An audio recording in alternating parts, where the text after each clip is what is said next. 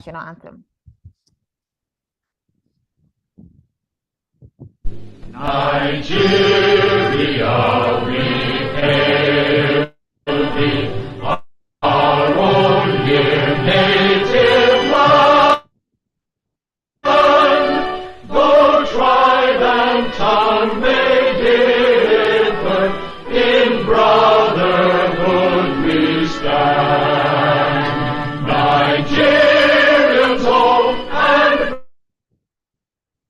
proud to serve our sovereign motherland. Our flag shall be a symbol that truth and justice reign. In peace or battle honored, and this we count as gain. To hang on to our children a banner without stain. O God of all creation, grant this our one request. Help us to build a nation where no man is oppressed, and so with peace and plenty, Nigeria may be blessed.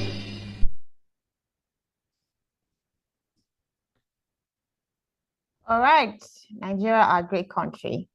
Okay, so we're ready to get started. Once again, welcome. Please let's bring the energy on in the room. So like I said earlier, please invite your friends to join in. A lot of conversation is going on. Some people talk uninformed all over. This is going to be an informed conversation.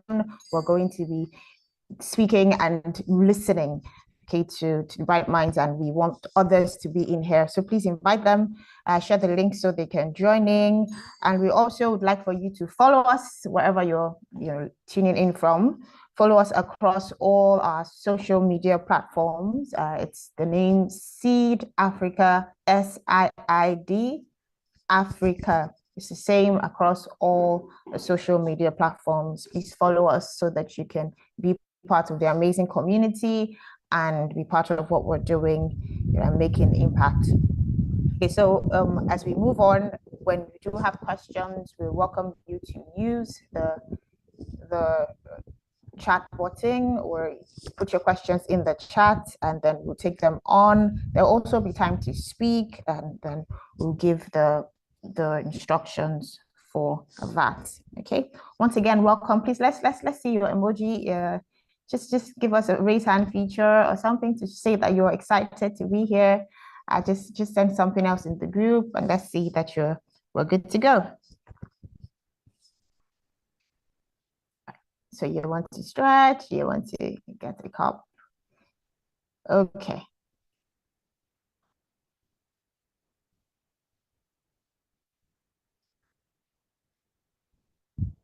All right, welcome again. Okay, so now we'll go on to the welcome remark by the Executive Director of Seed Africa, Abimbola Lawal. Please, could you kindly give us the welcome remark? Thank you. Please, let's appreciate her with a clap feature. You're welcome. You may proceed with the welcome remark. Thank you, Hamara. Good afternoon, everyone. Good afternoon to you. I trust everyone is doing very well this afternoon. And I would like to, like she rightly introduced, I am Abimbola Lawal, Executive Director of Seed Africa Initiative for Youth Development. I am glad, to be giving us this welcome remark for today. We are here for the Emergence 2025. Emergence 2025, which is themed Innovating Governance, Leadership in the Technological Era. This gathering, it couldn't have come to a more defining moment around the world, technology is transforming the way we live, work, and interact. Governance, which has been long seen as rigid, traditional, and it is now being challenged. Our governance is now being challenged to evolve, to innovate, and to embrace tools and ideas that can make leadership more inclusive, that can make leadership more transparent and more effective. At the heart of today's theme is a simple but urgent question for every one of us, which is, how can we reimagine leadership in a technological era that is fast-paced, dynamic, and youth-driven? This is the question our distinguished guest speakers would be exploring with us. As an organization, we at Seed Africa, we are driven by youth people and committed to shaping Africans' future. We at Seed Africa believe that the answer will not only redefine governance, but it will also unlock opportunities for the next generation of leaders. So I invite you all, our participants, our guests, to listen, and most importantly, let us engage, let us share ideas, let us ask questions, and as well connect with one another. Together, we are not just participants in this conversation, in this the Emergence 2025. We are co-creators of the future of governance in this digital age. Once again, I welcome every one of us to the Emergence 2025. Let's begin this journey of innovation, leadership, and transformation. Thank you, thank you, thank you. Welcome, everyone.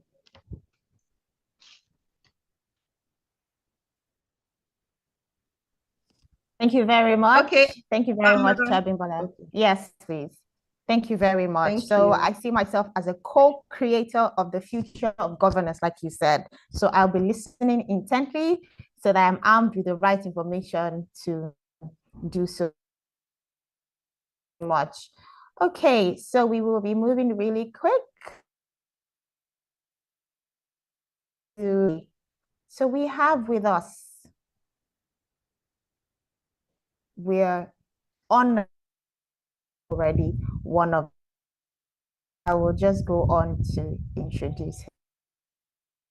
I remember that I don't want to mention his name, but that's his so we have with us, okay, that you can still on already one of, I will just go on to introduce him. I remember that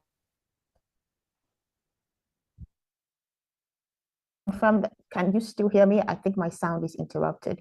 So we have with us again, like I said, Bem Aga. He's the program director, National Democratic Institute, the NDI. He will be speaking to us on how technology can enhance democracy, accountability, and youth engagement in governance. So are you ready for us? Yes, thank you very much. Okay, I'm ready.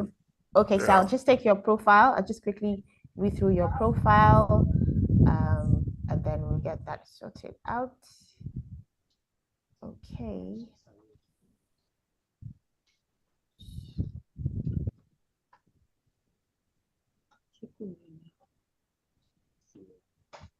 Welcome, sir. We're glad to have you here. Okay, so it's important that I go through this. So yes, like I said, Bem Aga is a democratic governance expert with expertise in governance, policy analysis, advocacy, political party development, elections, and inclusion. He has 20 years of experience working on these issues in civil society and international development agencies. Bem currently serves as program director at the NDI, National Democratic Institute, and previously worked at the International Republican Institute, IRI, as well as the Civil Society Legislative Advocacy Center, CISLAC. He has supported civil society organizations, the organizations of persons with disabilities, the OPDs, the political parties, and other stakeholders to develop policies, pass legislations, and alterations to the Constitution, as well as introduce innovations in their work in the last 20 years. Bem has a background in political science and is happily married with children. Safe to say that we have with us someone who has both the voice and can tell us exactly what we need to know. You're welcome again. Bem Aga, please, you have the floor. You may begin. Please, let's have a let's applaud. Let's have the applauses coming up. Yes, just use the feature. Thank you so much, sir. We're very glad that you're on here and would be very glad to have you on now. All right. Thank you, Amara. Good afternoon, everyone. I'm also happy to be here to share a few thoughts. Yeah, and I promise you I won't take too long. So I was invited to speak. Can you hear me? Can you hear me well? Yes, I can hear you very well. Great, great. So I was invited to speak about, generally how technology, as Amara said herself just now, how technology, can enhance, democracy, good governance, and all of that. Of course, taking that from the perspective of digital governance, and as it concerns young people. Maybe we'll begin with democracy itself, which is the bigger principle. One of the most accepted definitions of democracy globally is one by former US President Abraham Lincoln. He defined democracy as government of the people, by the people, and for the people. I like this definition a lot, because of the reoccurrence of one very important group, in the definition, which is the people, right? It's a government of what? The people. By what? The people. And for the people. And so when you look at this, it tells you just how much people are important in a democratic setup. Now, when you're even trying to further, understand what does people mean, people really speaks to the general population. And as you look at that population and begin to disaggregate it, you will find, for instance, that in Nigeria, young people, hello, yes, can you hear me? Yeah, pardon me for cutting in. I would like to actually see your face, sir. We won't mind if you convenient. So please help us switch on your video.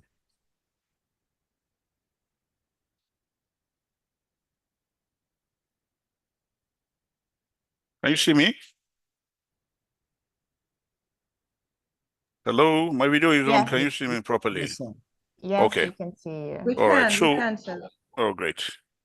Yeah, so as I was saying, we've spoken about democracy and the role that people, the majority of the population, play in all of that. So when you go beyond that, you begin to try to understand, when you speak about people, what are you speaking about? And then you take Nigeria. For instance,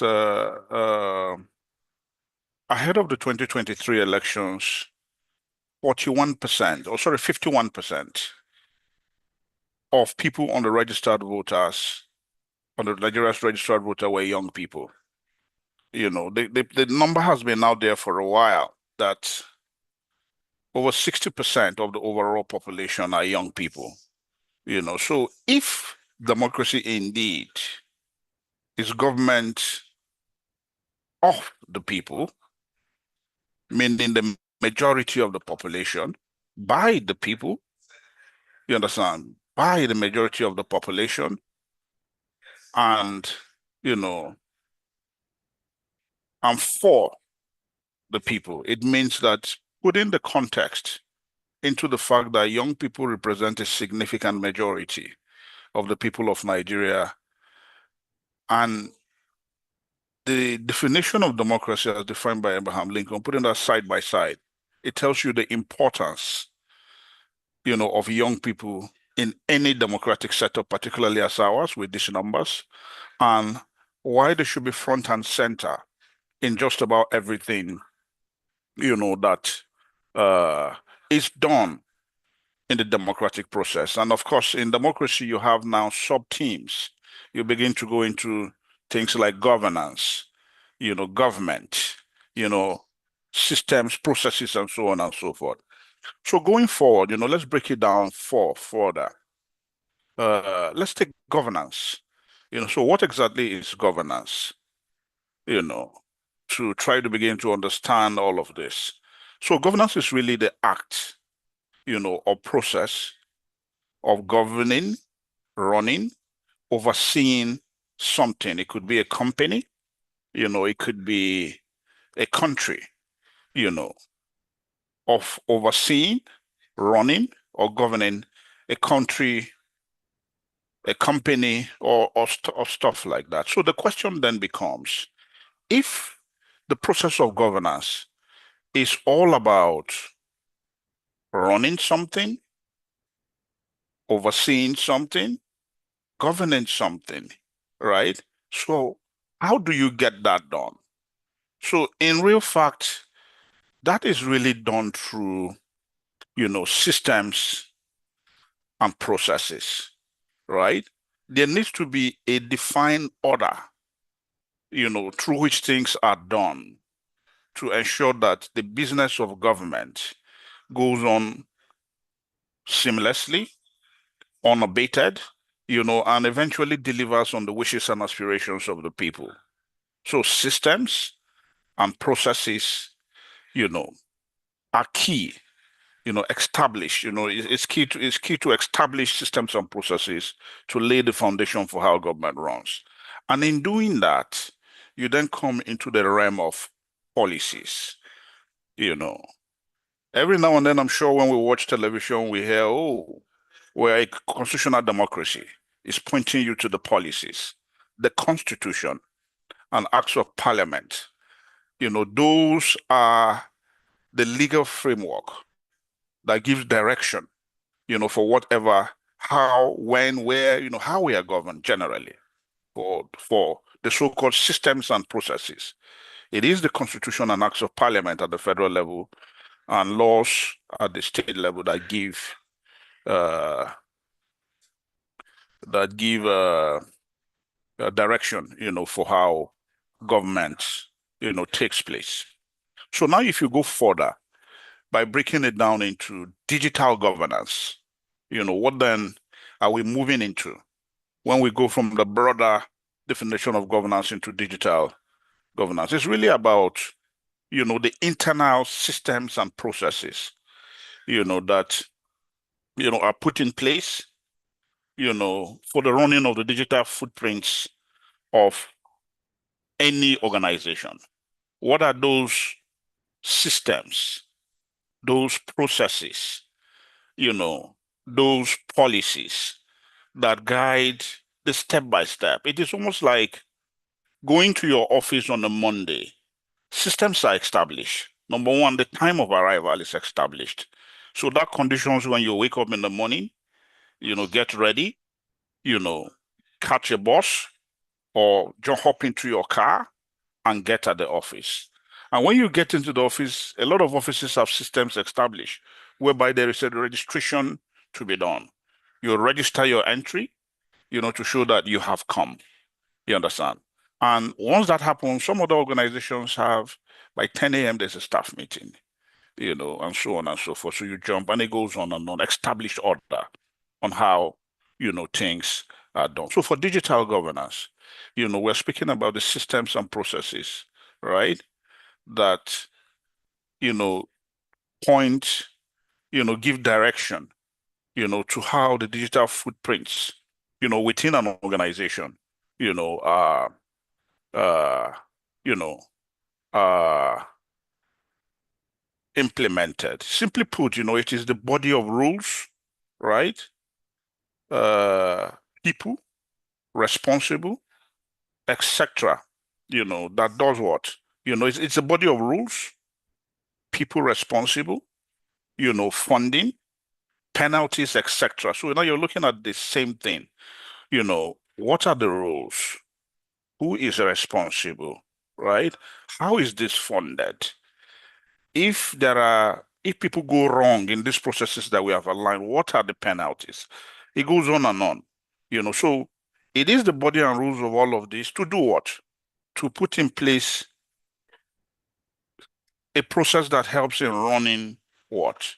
Now, the digital issues we're talking about, websites, of the organization, you have social media platforms, you have dedicated emails, most organizations should have that, content, you know, uh, and all of that, So it is the rules that help in establishing that.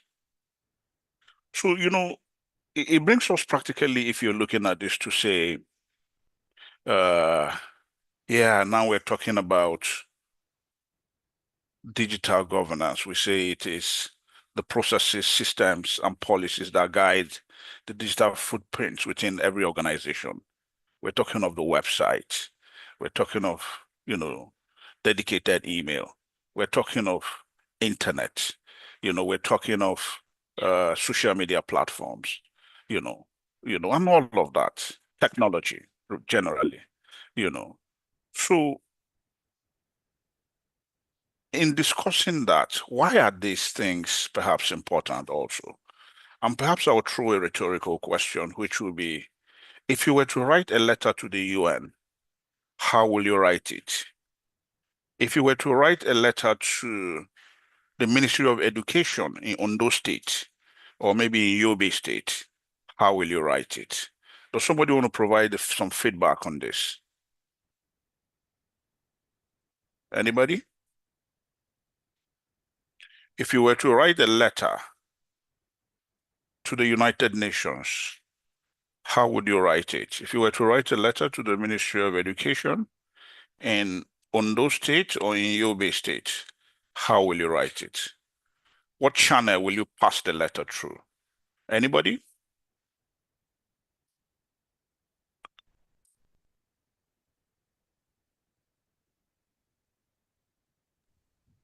Anybody? I haven't thought about it actually before now. This is Okay. quite an interesting question.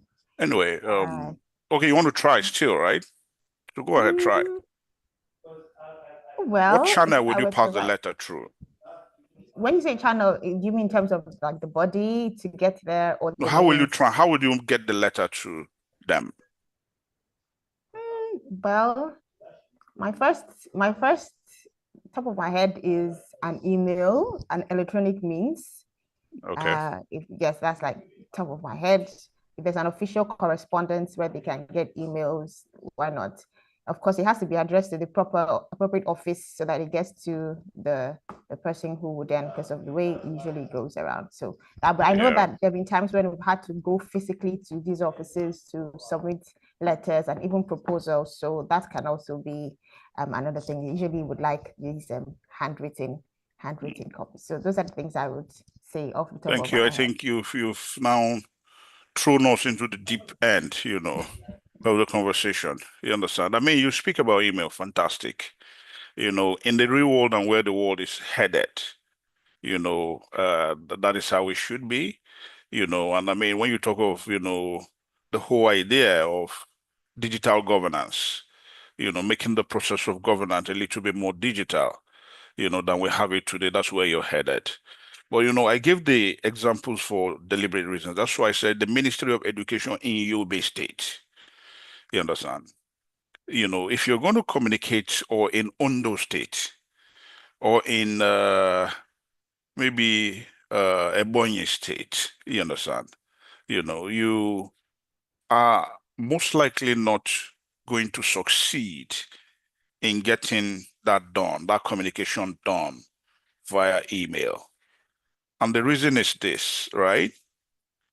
Till this moment, as we speak, several ministries, departments, and agencies of the federal government do not still have dedicated email accounts for officials that work there. I've been through a number of, public gatherings, perhaps where you see, events that involve officials of government, and the box where you have email many times is left empty. So the question is not only do you not have, as at today, in many ministries, departments, and agencies of government, dedicated emails in which once you join the organization, you're given an official email that is unique to you. You no longer are put in the place to be using your personal emails. But indeed, some officials of government, do not even have email addresses at all. So this is the example I wanted to make about, okay, so those who do not even have emails at all, talk more of official emails. How do you send them an email? So you have to do it the old-fashioned way of traveling to Yobe State, to deliver the letter by hand, or do a courier, or something, of that nature. So those are some of the, the challenges in there on why, we need to move very fast, move very fast away from the old way of doing things, to the new way of doing things. And there are examples, and perhaps let me weave it in now with the benefits of digital governance. It helps in increasing transparency. It definitely helps in making things a little bit transparent. For instance, these days, increasingly, if you take websites as well, once an organization has a website, and especially, right, when the website is regularly updated, right, all the awareness creation that organization needs to make, a simple search of their website. People sitting in the comfort of their rooms, right, on their farms, in the marketplaces, in their shops, could easily look up that website and pick any information that is useful for them to do things for themselves, you understand, or to support the government in one way or the other. They will simply do that, you understand. And the dealings of the ministries, department, and agencies, such things as audits and so on and so forth, are up there. It's often a discussion in the public place in Nigeria where they ask, oh, how much debt does the country owe? This, that, and all of that. If you go to the debt management office, the DMO, right, you could quickly look that up. That is what the website helps, in getting done. So from the standpoint of awareness creation, transparency and accountability, so things like tenders, the entire process of a tender, can be printed, published, for the public to see. So it's no longer left to you and I to sit in an amala joint, right, and say, oh, that process was not transparent. Why? That often happens where there is no way for the public to get information about how something was carried out. But if you have, through a website that is updated, right, it helps, solve in large part, that problem in terms of the information is there and so on and so forth. Even if for websites that are not even regularly updated, the benefit still way, way more outweighs the old way of doing things. Even if you're only able to get information on the ministry's website from, let's say, January, it is far better, right? The only alternative is to travel. If you live in Lagos and you're talking perhaps maybe Ministry of Education in Abuja, is for you to travel all the way to Abuja and go to the notice board, right, on that of that ministry, department, of agency, to get that information. So yes, for awareness creation and awareness creation and so on. It helps a lot. But also still staying on transparency, on how this makes things a little bit more transparent. There's been in recent times controversies here and there in government processes and procedures. One of the most recent one, that was heavily in the media, I can recall, will be the situation in Rivers State, where there's been back and forth, people arguing back and forth about the removal of a state governor and whether the procedure for doing that was followed. Some argue, oh, the Constitution is explicit for the vote in the National Assembly to take place, right? That there needs to be a two-thirds majority in Nigeria's bicameral legislature. The Senate, two-thirds of 109 senators, and two-thirds of 360 members of the House of Representatives. You understand? So some argue that process was not followed. And why were they arguing in that way? They were arguing in that way because the National Assembly took a voice vote, for passing that recommendation. Now, you see, it's difficult to establish by a voice vote if you have met a two-thirds threshold, as spoken about by the Constitution. So for transparency, and very well, I'm sure most of you would be aware that there is an electronic voting system in the National Assembly that can immediately take a vote. And right there, immediately the vote is taken. The analysis will be done in terms of those who voted yes, those who voted, say the nays and the ayes, those who voted A, those who voted nay, and those who abstained. And the printout of the list of senator by senator or House of Rep member by House of Rep member would immediately be available for people to see and verify that they did not put you where you did not vote. So you see again, technology, right? And its use in that process remove away some of the opaque, processes in governments and beams the light of transparency, into governance processes. Of course, it will be also easier to access government. Remind you, we spoke about democracy, of which government is a subset. And we say it's government of the people, by the people, and for the people. So it's important in a democracy and under whatever system of governance, right, for the people to be able to easily access their government, and in doing that, you also need technology to make that possible. For instance, let's say, a lecturer in a state university in Zamfara State, try to abuse a student, right? And this student, for some reason, feels I will not take my complaint um, to the school authority or the police. I trust more the National Human Rights Commission, right?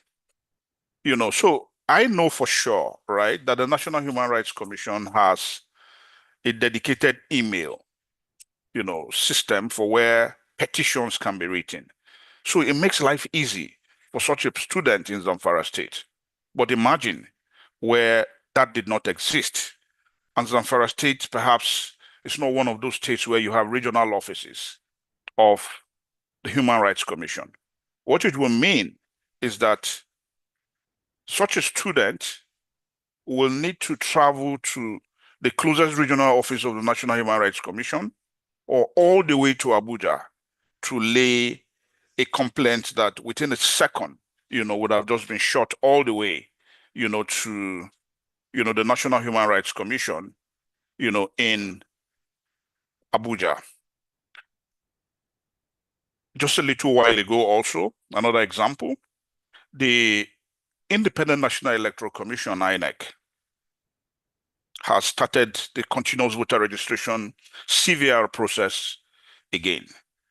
And the very first part of that CVR, is requires just, excuse me, prospective voters who have turned 18 and so on to, from the comfort of their homes, sit there and fill, the electronic forms with the information, provide the information that is required by INEC as a first step to registering. The advocacy by civil society and other civic groups out there is actually that process, we should get to a stage where that process is started and concluded online. It should be possible. Whatever needs to be done should be done to ensure that it is possible to start that process and conclude it online. So as those conversation, goes on, just imagine that, this makes life easy. Nigeria has 774 local governments, over 10,000 wards, and so on. So just imagine that the people did not have the opportunity to at least do this first part, and all you're going to the INEC registration center or the INEC office to do is to capture your biometrics, and so on and so forth. Just imagine that you needed to. So technology, also brings, people closer to government, closer to the governance process. Yeah, in all of that. So again, what does technology help do? In making government, it helps make government more efficient and cost effective, right? For instance, we've spoken about email. If you take that example, replacing email with the old paper way of doing things, of coming all the way, traveling and spending money, you will easily, within a second and a click of a button, you have made your communication to wherever you're making it across the vast country called Nigeria, right? When you do that, you save time, energy, and so on, and then even certain things like the things we do every day, like what we're doing now, right? A while back, would have been looking for ways to raise money, right? To rent a hall somewhere, find a way to pay the transportation of participants, put them in a hotel, those from out of town, to hold this event. But technology has now provided, which got very big, during the COVID-19 pandemic, virtual engagements and so on and so forth. Even government, Federal Executive Council meetings are held virtually, when necessary. All manner of government meetings, town halls between government and the people, all of, those issues, can then be held, and so on and so forth. So how these are some of the ways in which the benefits, of technology, digital governance, if you would call it, right? So having said that, youth, looking at now from the perspective of the youth and in innovative governance, this entire role, growing role of technology in governance, the governance realm, or the governance arena, it's really on the lap of young people.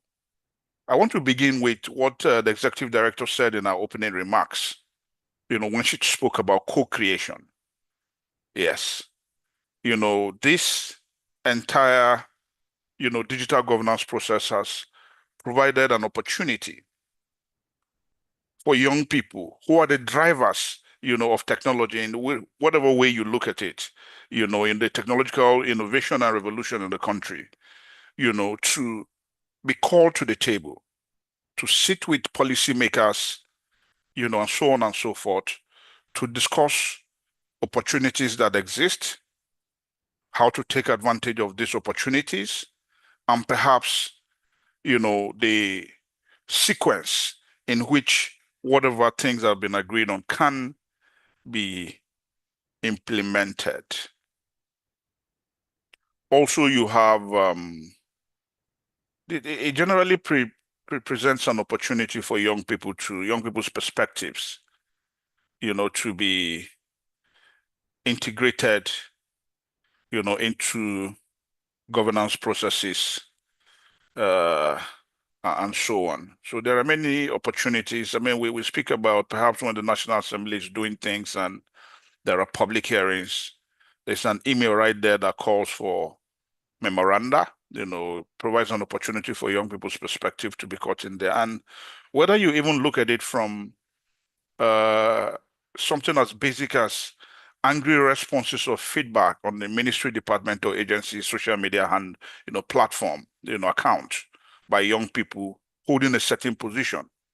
It gives the government an opportunity to sit back, review those, and understand, the grouse, of the public, what citizens are really angry about, and it gives them an opportunity to build on that, to organize dialogue.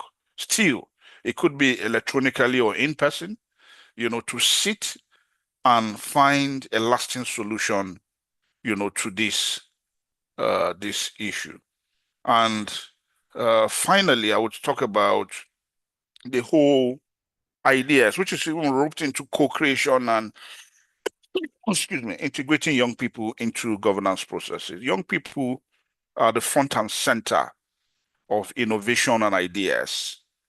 So as government is implementing, or I mean, incrementally implementing uh, digital governance, they are also relying, or they're increasingly seeing the need to put young people or youthful people, at the center of all of this. I think a good example that can be given here, would be, I think, the Minister of Communication, Bosun, who, yes, you can say he's outside even the African Youth Charter definition for a youth, but he's somebody who is very youthful, somebody who's just in their 40s, and so on. Still very youthful. I think she'll be 43, thereabout. You can see the revolution he's bringing in terms of building internet infrastructure in the country. Many argue that it was a strategic and right choice, to put, a young, dynamic mind, in such a portfolio to run that aspect of things. I even read at a time where one of the leading opposition figures in the country was even mentioning that if they were to take over power in the future, they will go with him. So it shows you all of this, shows you, and whether you even look at it, in terms of the apps, left, right, and center, that are being created by young people, some purchased by companies abroad, some for government, and so on and so forth. So the ideas that young people have are finding increasing accommodation, by government, ministries, department, and agencies, and a lot more, can be done in that area. So I think at this point, I will pause and ask if you have any questions, comments, or clarifications on some of the views that I've shared.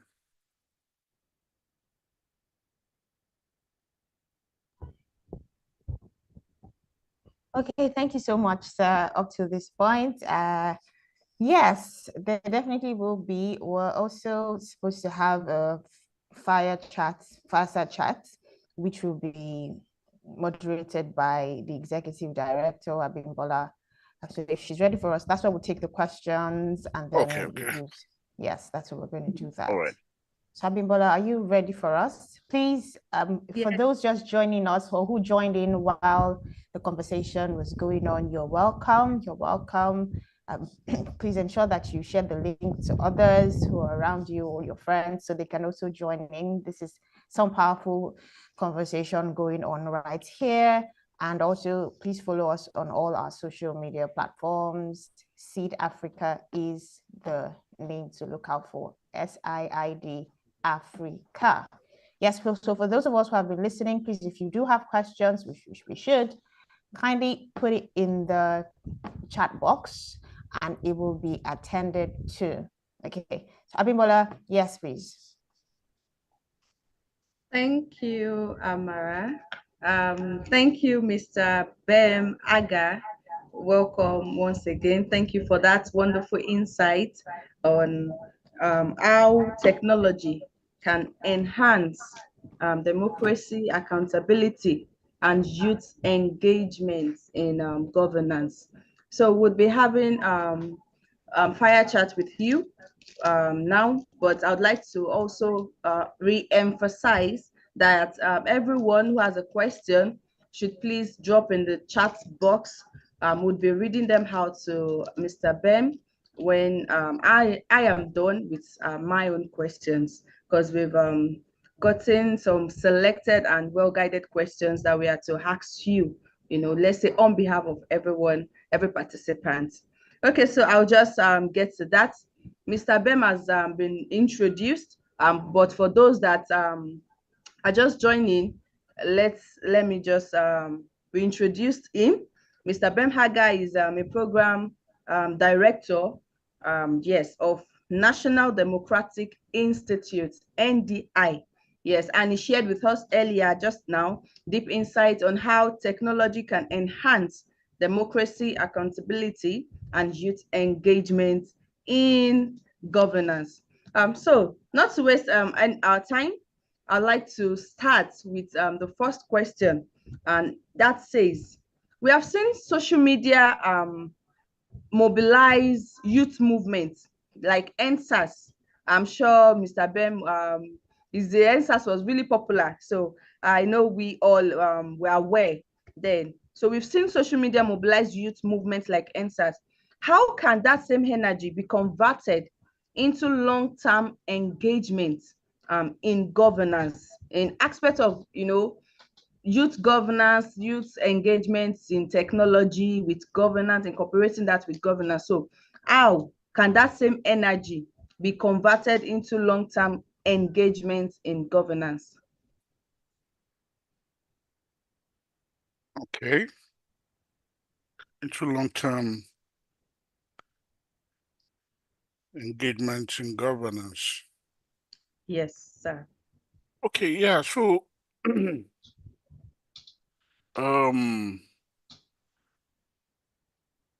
it's a tricky one, but so the energy with which NSAS was organized, right? How that can be converted into long-term engagement in governance. Okay, Yes. but you can see it this way, right? We've said young people are in the majority of the citizens of this country, right? And what that means is that the gains and challenges that comes with government, will consistently be before all citizens of a country. And if young people are in the majority, it means that they are in the forefront, in terms of numbers of receiving that both the gains and the challenges, right? So essentially, what am I saying? I'm saying that governance affects citizens all over the world in every country. You get the point? So it's really about young people building capacity, right? Becoming more aware of the issues that affect them one way or another, right? And finding a way to engage with the people who hold the power or the people that are in the position to make changes to address situations that they may have. And there are many things today. I mean, if you look at the country today, you can speak about maybe electricity rates.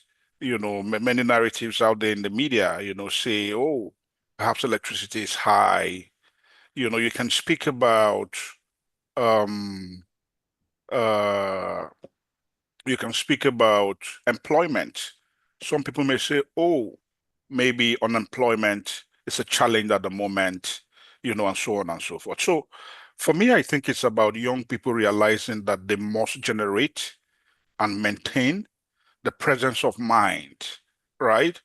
To stay focused on the issues and constructively engage relevant authorities on how to address, you know, these challenges. And in that regard, if you're looking at it from the aspect of technology and all of that, yes, there are movements. You know, people set up, there are very popular social media accounts and whatever, you know. So for instance, if you build a monstrous social media account that is credible, you know, not necessarily insulting government and all of that, but putting important issues that before young people, right? First, you need to build the numbers. You know, you need to build the numbers. I mean, if you had a page that, let's say, a Facebook page or whatever account that has, I mean, you know what the social media influencers have. You know, I would say the popular guy speaking about electoral reform, Randy, has over 700,000, you know, people on that page. You understand? So if young people have a movement around good governance, let's say, and they are able to, you know, communicate that effectively and constructively, you know, over time, governments now at the state, federal level, now in the future, would easily come to a point where they know that, look, if we want to gauge what young people think, talk to that movement either in one-on-one meetings or look up their website if they have one, or look up their social media platforms, you know, if they have one. Yeah. So in terms of yeah, that's what I would say about that. That's what I would say about that. You know, and it's really about just community organizing, you know, and advocacy. Yeah. Thank you so much. Thank you, sir, for that wonderful answer. So we, the young people, it is left for the with the young ones, you know, we should build our capacity, and we should also be able to engage, you know, push that motive out there that the innovation, the technology should, you know, be incorporated with governance. So thank you so much, sir.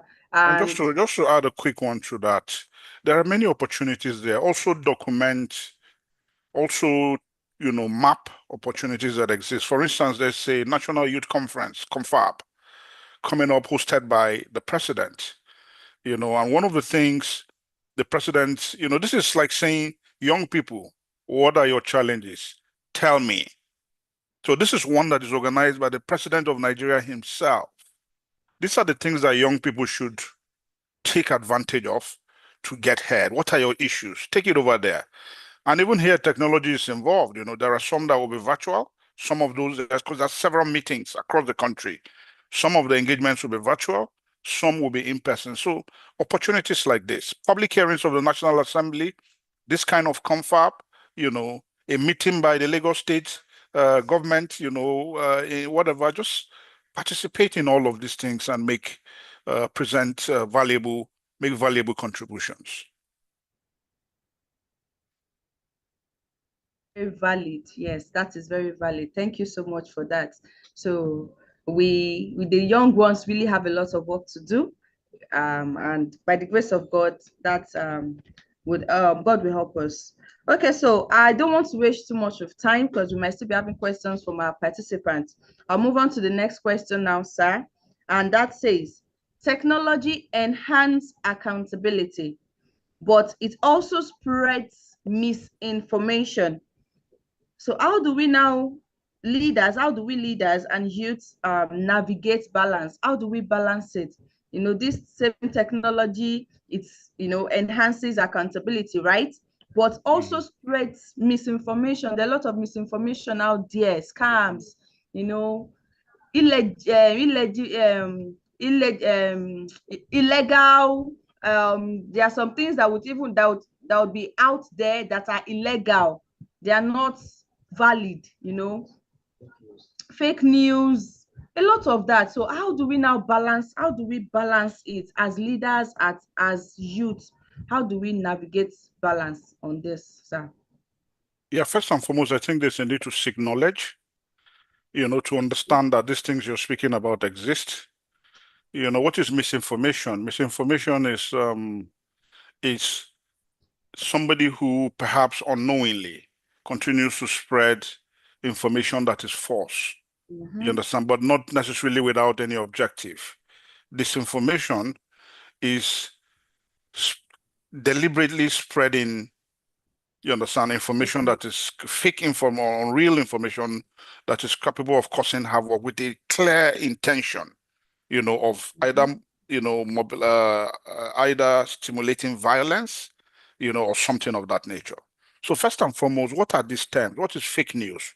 What is misinformation? What is, disinformation? So seeking knowledge, right, about all of these things, looking at the history. Where did it start? How is it being done around the world? So young people need to be educated, about all of this. So once that knowledge is there, then, in short, the knowledge even comes with some of the solutions. You understand? In terms of things like if you see a newspaper item, right? If you see a suspicious new item, because as human beings, we always know if you're somebody who reads the news regularly and you see something, say, this thing doesn't look like it's real, right? So Yeah.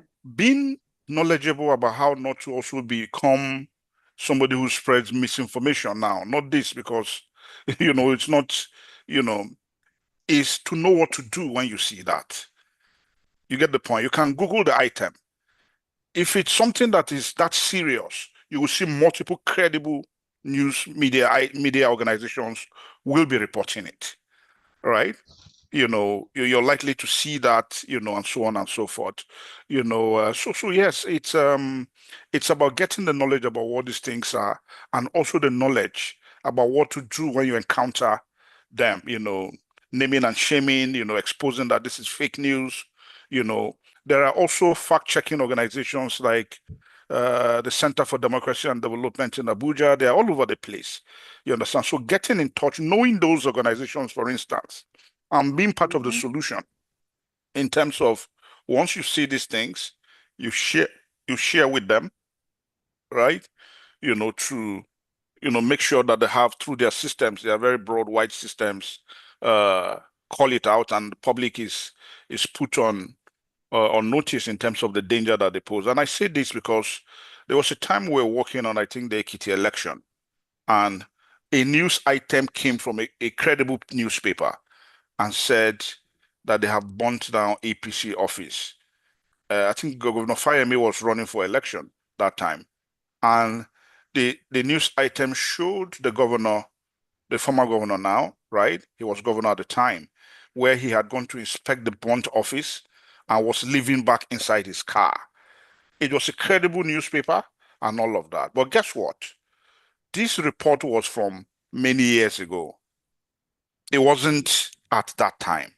So just imagine that you have a lot of young people who have not gotten this education that I'm saying young people need to get, to one, understand that, if you're reading the media is not all innocent. Your eyes need to be sharp to see that there are people in there peddling fake news, misinformation, disinformation, and all of that. And you read it with that bias in mind. It's easier for you to catch those things when they come.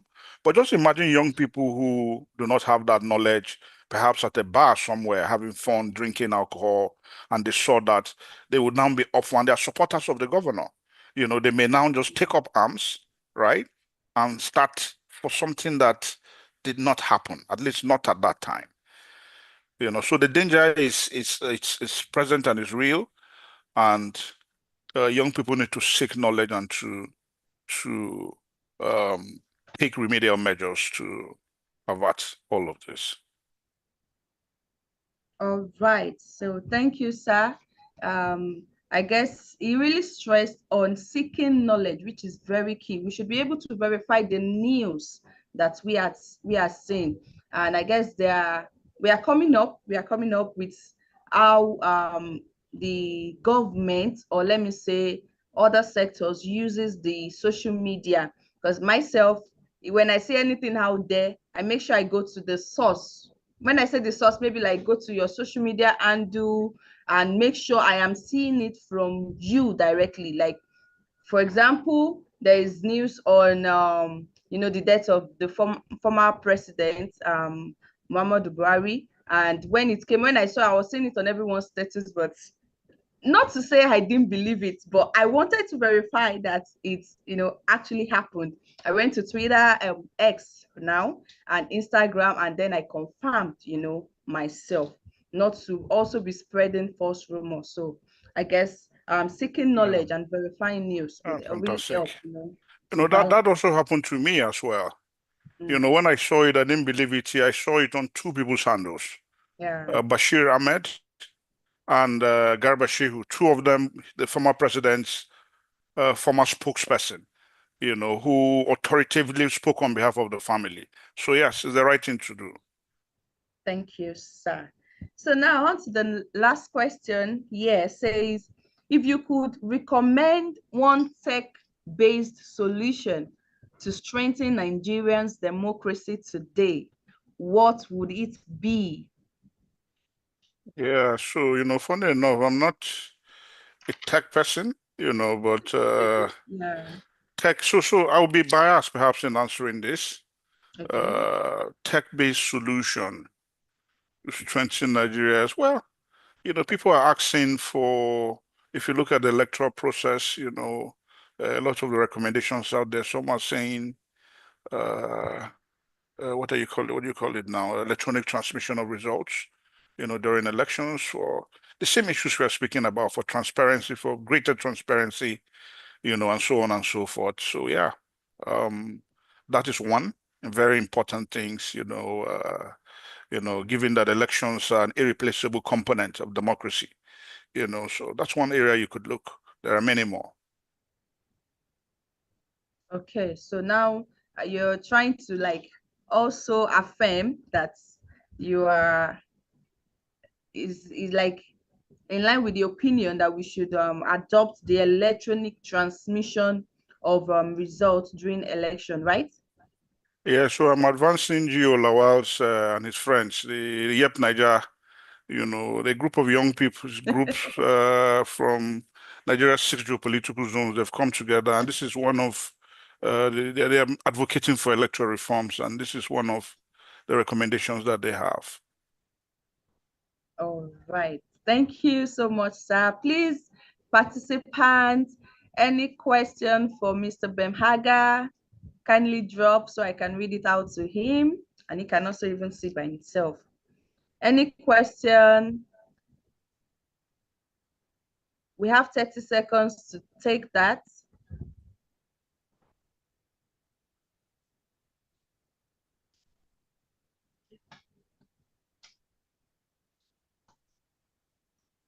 So Amara has a question for you, sir. And Okay. she says, some young people have become political apathetic because of the game of politics being played by the elders as being played by the elders as it. I didn't get that part. Amara, do you want to clarify? Yes. So I said, thank you. So I said that young people, because of the game of politics being played by the elders, as it were. And so, what hope is there really that if we take on these things being said here and choose to pursue it passionately, that things will change? Because when you spoke about the fact that, it's just logical, right? You save money when you have to, when you decide to go for a virtual opt for a virtual conference than gathering people and lodging them in hotels and their aids and all of that, and even sending messages. It's not rocket science, okay, that you should have an email instead of having to travel distance, wasting time and money. So the question is, why isn't it working out? So if we decide to, okay, we want to be that agent of change, co-creators, what's the hope that we would get the chance to actually implement this and this will actually work? Do you get my question, sir? Yes. Okay. Yeah, I think,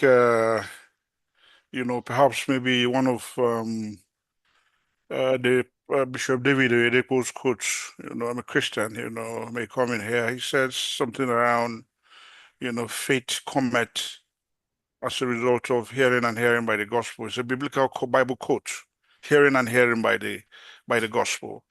The thing is this, right? First and foremost, there's the need to have faith in Nigeria, right? The moment we stop having faith in Nigeria and believing that things will get better, then it means you've kind of given up on your country. So that's something I believe must be there. In the entertainment fairs, I think it was Bob Marley, who says, once there's a will, there's a way. You understand? All of this, either you take the biblical one about faith or the Marley one about once there's a will, there's a way. You will see that, we have to, as a people, right, have faith in this country, and not just have faith, to, in addition to believe and faith, take active steps to ensure that things are better, and so on and so forth. And look at this same country, right? There was a time where we had prolonged years of military rule. Now Nigeria is heading towards 30 years of unbroken democratic practice. It's never happened before, right? So if you had spoken to people during those eras of the military rule when it looked like it will never come to an end, a lot of people would have been doubtful at that time and they would have said to you, oh, these guys will never go. I think we're trapped here. We'll never, so, but look at it, look at how, things have advanced. And in the midst of things that may look very difficult and so on, there are a lot of things to point to in terms of progress that will have been made. Look at Afrobeats. Look at the Nigerian music industry, that has created the likes of Burna Boy, who is doing a show for $1 million, one show. Davido, $1 million a show, right? So once there's a will, there's a way. That's where it begins. But just hoping on that alone is not good enough. And that's why, a webinar, no matter how small it is, a webinar like this, right, to offer solutions, to discuss solutions, right? Day in, day out, week in, week out, the attitude should be one of finding solutions, engaging, fellow young people, engaging the authorities, and so on and so forth. And with that, consistency, brings positive results. Yeah, so it's not going to remain the same if the attitude is correct, which is what?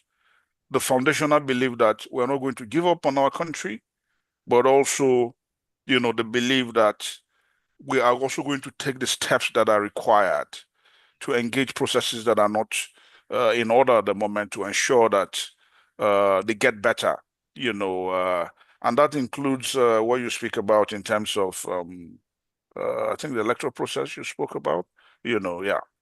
So that's it for me. Yeah, that's a very powerful point. Thank you so much, sir. Thank you once again for that insightful perspective. Thank you, sir. Thank you very much. I will take that. Yes, I'll take that. Yeah. Okay, so I have one last question. Let me say from myself here.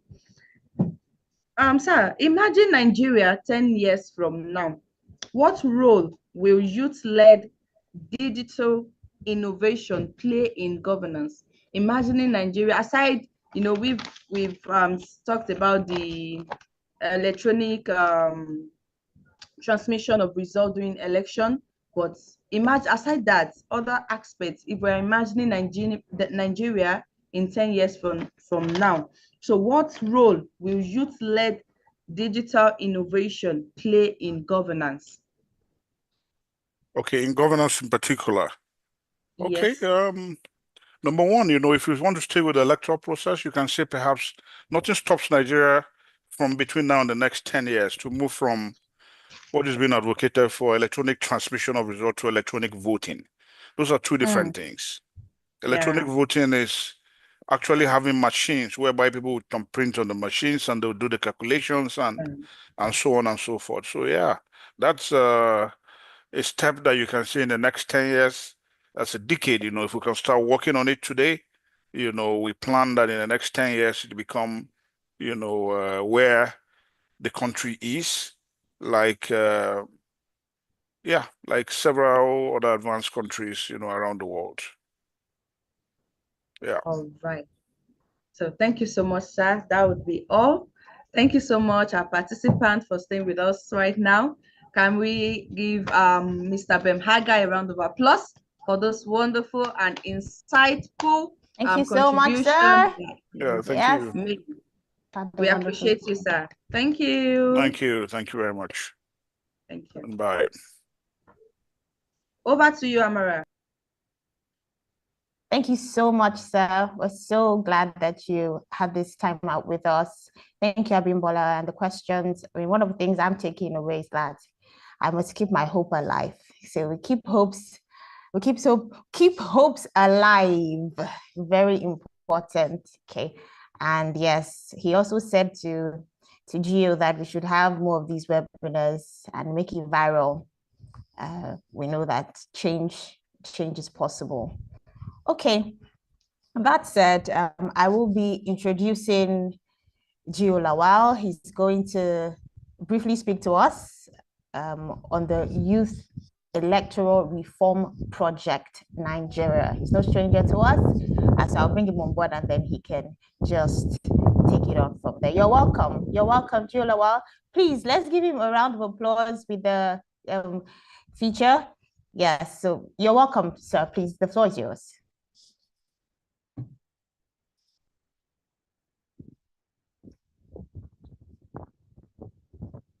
The time, the knowledge, the wisdom, of course, the wealth of experience, you've shared with us.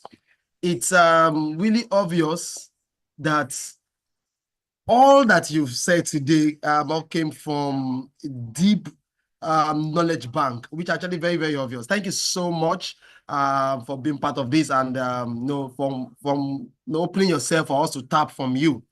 Okay, so I think it's important for me to just quickly share with us the project called Youth Electoral Reform Project, which is a youth-led electoral reform project. We call it YAP Nigeria. I'm sure you probably had Mr. Bem, mentioned it while he was speaking earlier. And this project, though it's being supported by National Democratic Institute, and the idea it's a national project, it's a national movement. In fact, it's not just a project, actually. It is a movement, and it is one that is driven towards having young people lead the conversation around electoral reform. When Mr. Bem started, he mentioned the fact that the number of voters at the 2023 national election had majority of the populace that voted were actually young people. And what's it called? A survey was carried out to know the level of satisfaction that young people had during this, during the last election. And from the findings, it was obvious that most young people weren't satisfied with the results, weren't satisfied with the process, because the process had a lot of linings of abnormalities and a lot of things that made us not to trust that process. But it is one thing to actually sit down and complain, right? It's another thing to, be part of the process. Why young people had the larger number during that election? The question then was, how involved actually were young people in the process. Yes, we led a lot of conversations, we led a lot of engagement actually online, and all that. However, in fact, for us at Seed Africa, actually, I remember that 2023, we were the Lagos State partner, leading the conversation around the Vote Not Fight campaign, where we had to reach out to different stakeholders and even the populace, young people from state actors and non-state actors and all that, major stakeholders around the electoral processes, just to see that the election actually happened the way it should be. But beyond that, now it has happened and we've seen the abnormalities. But in fact, I think in like 2 years' time, 2027 is just around the corner, we'll be having another election. Now, why I said it's not just okay to sit down and just keep complaining, but to also see what can we do. This is why NDI, with partnership with several organizations across the 6 geopolitical zone, like I mentioned, this is a national movement.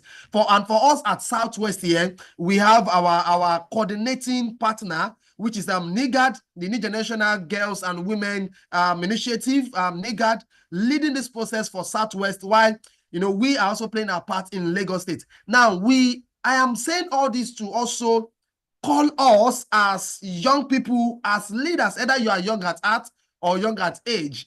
The fact that electoral system affects all of us, and we need to lend our voice to it.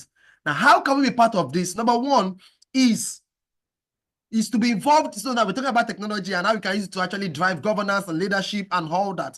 Now, YAP Niger is actually is currently online across Facebook, Instagram, all platforms. What you can do is just search for YAP Niger, YERP Niger, YAP Niger, just as spelled like that, online, and be part. Join this movement. We'd like to have you be part of this movement. Lend your voice to the movement. Help in also cascading some, like, the content that we are coming up with, to your own network, also to your own audience. Maybe as I begin to close up, as I begin to round up, I can see, I think we have the sorry, Madam Jennifer Katu. I don't know if you are the one from the SSA. Please kindly confirm before I wrap up, please.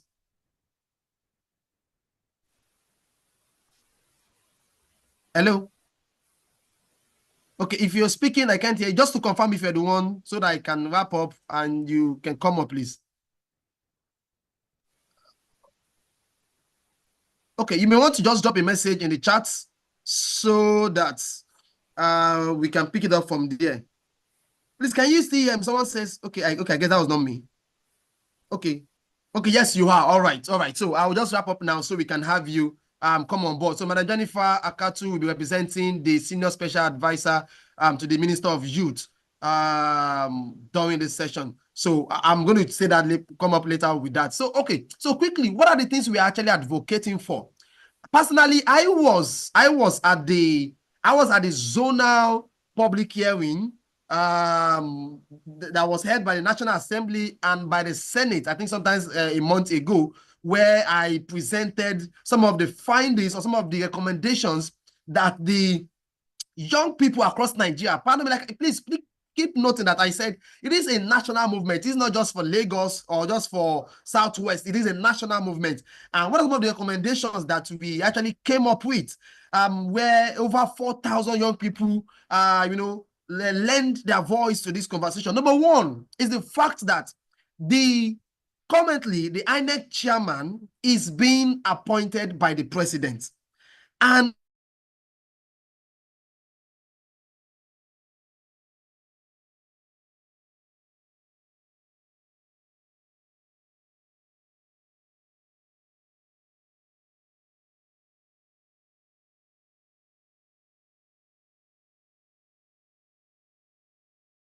choosing who the umpire would be.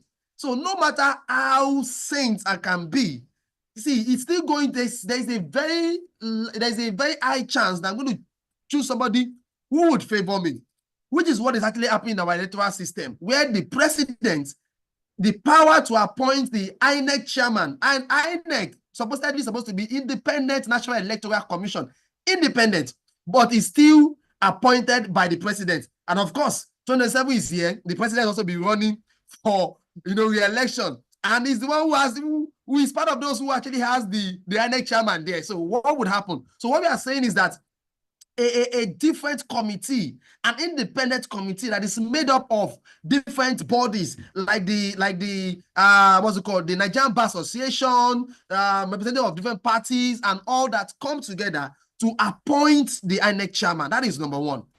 Number two is, just like we mentioned, Mr. Ben mentioned earlier, is the transmission of electoral results. It should be done in real time. While election is going on, we should digitalize the process. We should make sure we should put it in the electoral system whereby while people are voting in their different polling units, we all can see what it is looking like, not when the result have to be transported from one point to the other, and before you know it, something start happening, missing in action or missing in transit. So this is also very, very important, and several other ones, and I'll just think maybe just one or two, and I keep quiet here so we can have the next session. Another is the fact that when there is a petition, against, let's say there's a petition, all petitions should be concluded before swearing in. Now, the way this is very tricky is that, imagine I contested with Amara again, and there are discrepancies in the electoral system, and though the results showed that I won that election, but yet Amara is willing to contest that particular result, saying she's not satisfied. Now we are saying that the person who is claimed to have won, or who has been declared to have won, should not be sworn in until the petition has been properly sorted. Now, why is this important is that if I have been elected, for example, as the governor, and I'm contesting against Amara, and I have been sworn in, I have the state's power already. I have the state resources. I have the security apparatus. I have everything that is needed for me. In fact, of course, in Nigerian politics, where even the judiciary is, the executive is already holding the judiciary by the jugular. So I also hold the judiciary, meaning that there is likeliness that the results of the tribunal or whatever it is will be in my favor, because I'll be using my state resources to probably even suppress, the process. So this and several other ones are what we are proposing through the YAP Niger movement, and I want to encourage us to please be part of it, because it is our future. No matter whatever it is we are asking of, and interestingly, the next session will be speaking about policy. So this is also about making sure that our constitution, our electoral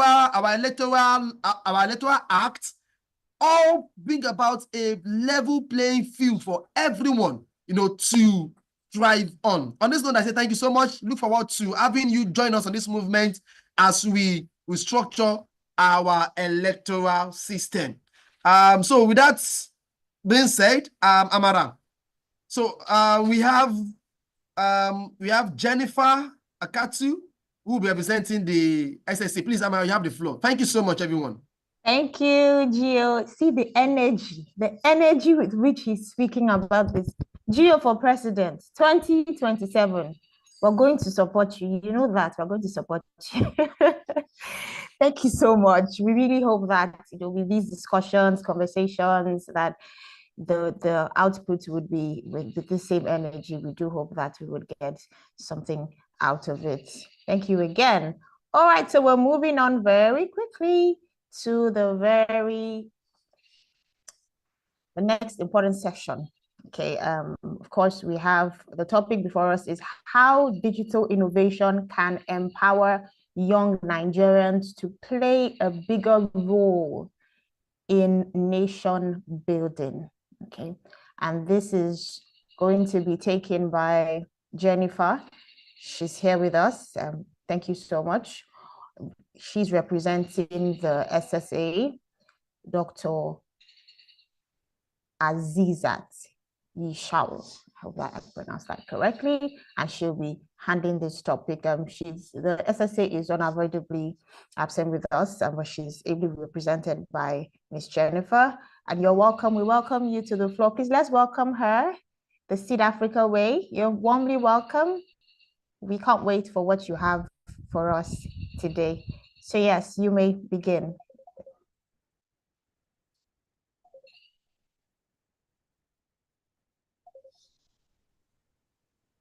Okay.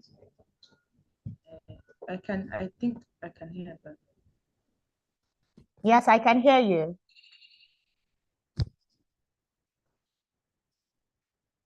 I can hear you. You may go ahead, please. Okay, your co-host, so you can be spotlighted. Yes. Please would like for you to turn on your video as well, so we can take the full view in, if that's okay. That's okay by you. Yes, thank you. Okay. You're muted. All right, so when you're ready, you may proceed. You're muted.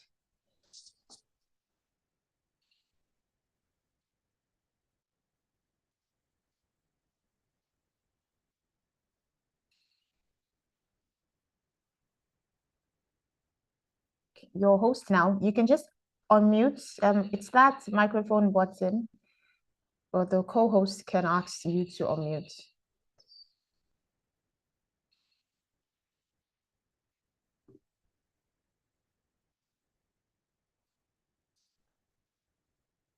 Okay, Jennifer, we're just waiting for you to unmute. Yes. Okay. So while we're waiting for her to join in, this conversation around the person wearing the cap, appointing the person who is going to who's going to decide, or who is the arrowhead for who wears the next cap, is such a thing, right? And even though I've known from primary school that the judiciary is supposed to be independent, I still wonder how independent it is. When you say independent National Electoral Commission, how independent is that independence in that word? So it would really be nice if we can have that separation, and everyone just fights for what they think they deserve, and not one person having that advantage, so to speak. Okay, so we really hope, Gio, we really hope that this movement is really moving, and that these things will be looked into and passed into law. Okay. Okay. Are you having any trouble with the sound? Gio, you might want to take up the host, so you can ask her to unmute. You can ask her to unmute. I think that would help.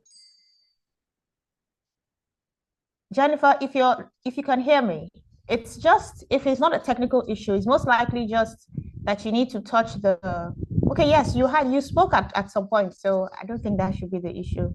The microphone button is still off, so maybe you want to try and go out and come back in if there's a technical issue with your sound. Okay, so Gio is up now. Let's see if he can just ask you to unmute.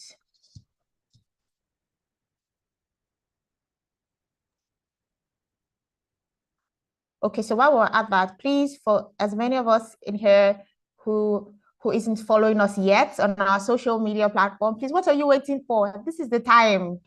This is the time. Please go on to our social media, all platforms, all social media platforms. The word to look out for is Seed Africa, SIID Africa. Please go on there and follow us. Like Bemaga said, hope is never lost. Okay, we will keep hope alive by the things that we choose to do and the movements that we choose to follow. Okay, I think she's good. Yes, you're welcome. Okay, are you ready for us now?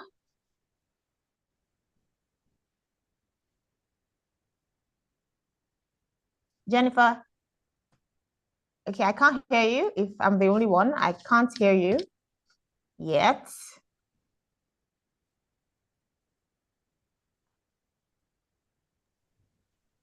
We can't hear you, Jennifer. I can't We hear can't you hear for you yet. many. Okay. Yeah, so and the conversation is still going on. Please feel free to invite your friends still. Okay, At this Amara, can particular you session. please read the SSA profile, please? Okay, that's fine. I do that right away. Okay, so ably represented by Jennifer Akatu. Dr. Azizat Yishao is a medical doctor and the first female speaker of the Nigerian Youth Parliament with over 6 years of active experience in grassroots mobilization, citizen engagement, and stakeholder management. She has worked with NGOs like Involve Africa, Constitution Lab, and so on, to advance democracy and human rights. Her current project, PVC for Her campaign in Lagos, is sponsored by the US Consulate to empower young women to effectively participate in elections. She is a Carrington Youth alumni, a fellow at the USA International Visitor Leadership Program, and the Young Women Political Leadership School. Also a former member of the Lagos State Youth Parliament and former Speaker Lasumsa Senate.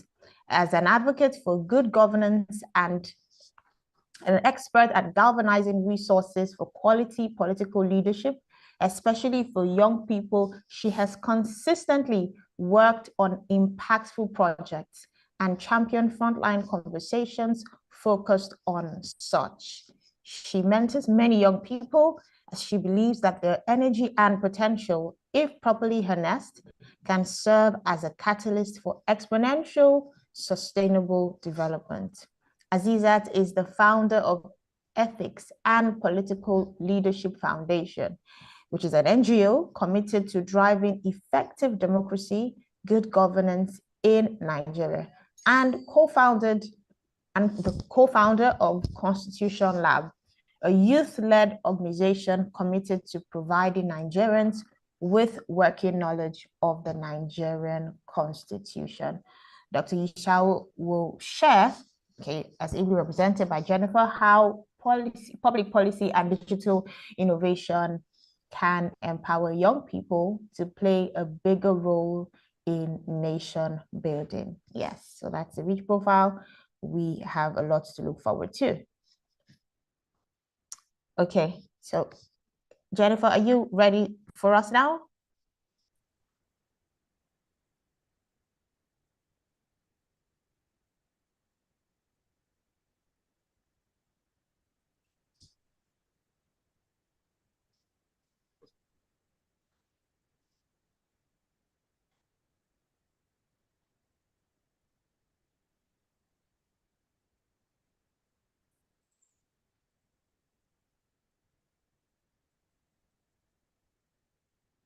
Okay, we still can't hear you.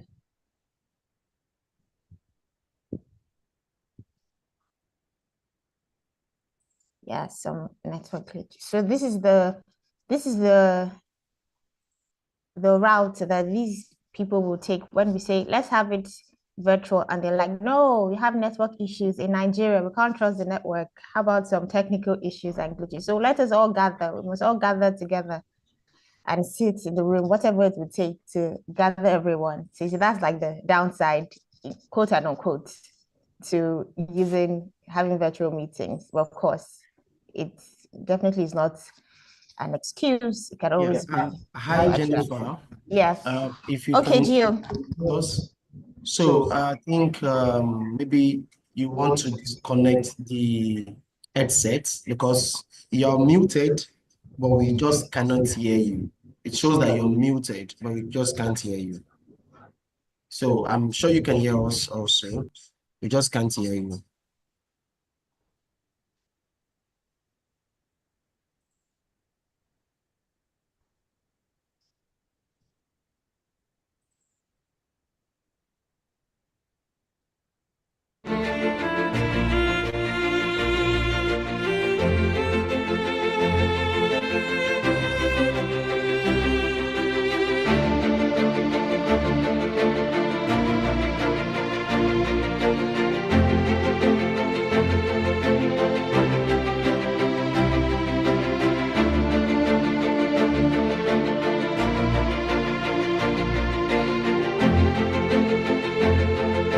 Yeah, hi Jennifer.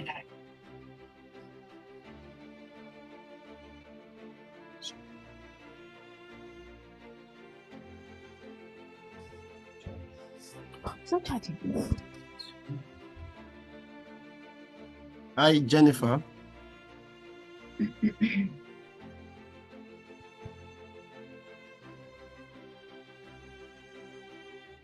You may want to disconnect the headsets. I don't know if you still have the headset, but we can't or probably choose another audio source. The arrow beside the audio, then where you have select a microphone.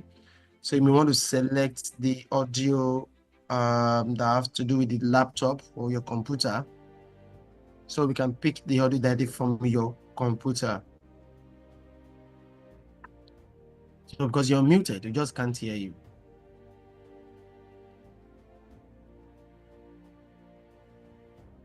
Okay, so your audio is just connecting now. I can see that. So do you want to mind say something?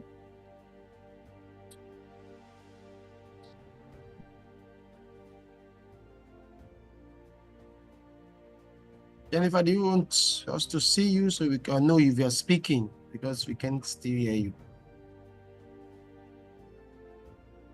Okay. I don't know, maybe, can anybody here, just maybe someone else can help confirm to be sure it's not just on this end? Can someone else help confirm? No, I can't hear her yet. What did you say, Amara? No, I can't hear her. Can. I still can't hear her, yes. Okay. So it's still from your end, Jennifer. So, okay.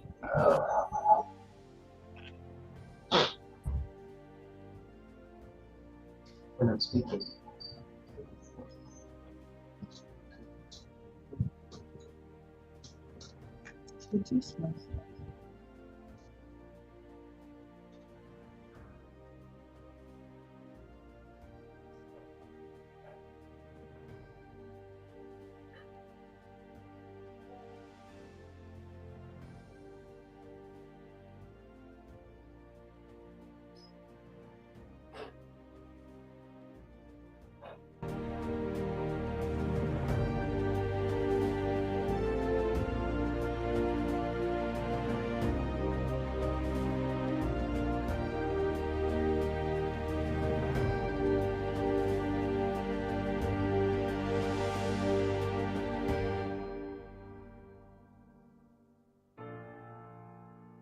Okay, so I believe we would be having Jennifer join us very soon because she just dropped a message.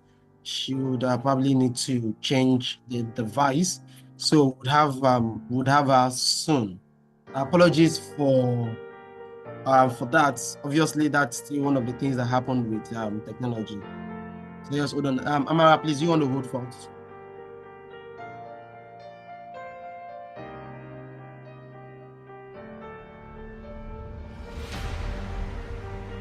All right, so I just have to go on. Okay. Yes, I know why Gia said that, Amara. Do you want to? Okay, so I was saying that if you're on here and you haven't yet shared the link with someone else, of course, apart from following us on our socials, okay, please do, right? We still have some time to do that before Jennifer gets back on here. Okay. So I just want to ask like a random question or talking about, because what I was discussing with Gio, he did say that the concept of the emergence itself, when you talk about youth leading, leadership in governance, nation building, that it doesn't necessarily have to be that they're in politics or in the open space, like, you know, in your own space, you are leading, you are building the nation one step at a time. And so I'd just like to ask a couple of people, in your opinion, what does leadership mean? And how have you, in your own experience, had to take the fort or stand up to a leadership role because I believe that leadership is not about titles. Okay, there is one of the programs that the professor, what's his name now? Can't remember. Holds, and it calls it the leadership without title. Okay, where they just award those who are doing great things and without necessarily holding a title. Okay. And yeah, so I'd like to know really for you, what does leadership mean? And can you vividly remember a situation where you had to step up to the plate and say, yes, I will do this because this is what needs to be done, regardless of whether I'm holding a title that allows me to do that? So you could just leave in the comments or just put a raise hand feature, and then let's just, in 1 minute, really. I mean, this is a conversation. We want to be able to say yes, because while we're pointing our fingers at the leaders, which we rightly should, because they promised, we elected, they ought to meet up, they do have the resources to. We also need to trail the blaze, or blaze the trail rather. That came out really somehow. So we need to blaze the trail in our own different spaces. So I'd like to hear from you, just a couple of people. Okay, don't be silent on me now. Just talk to me about a time or two when you had to. I know, okay, where's Rodi at? She's out of the room. Okay, I was going to call her out. Yes, but she definitely did something that was nationally recognized under the NYSC body, and yes, so that's something to talk about. Yes, so let me call Michael Adetunji. So I'm giving you permission to unmute yourself and talk to me. Just tell me in your own words what you think. What does leadership mean to you, and have there been a time when you had to exemplify leadership in the situation, how that played out? You can unmute yourself, and then you have. Okay, I hope you can hear me. Yes, we can.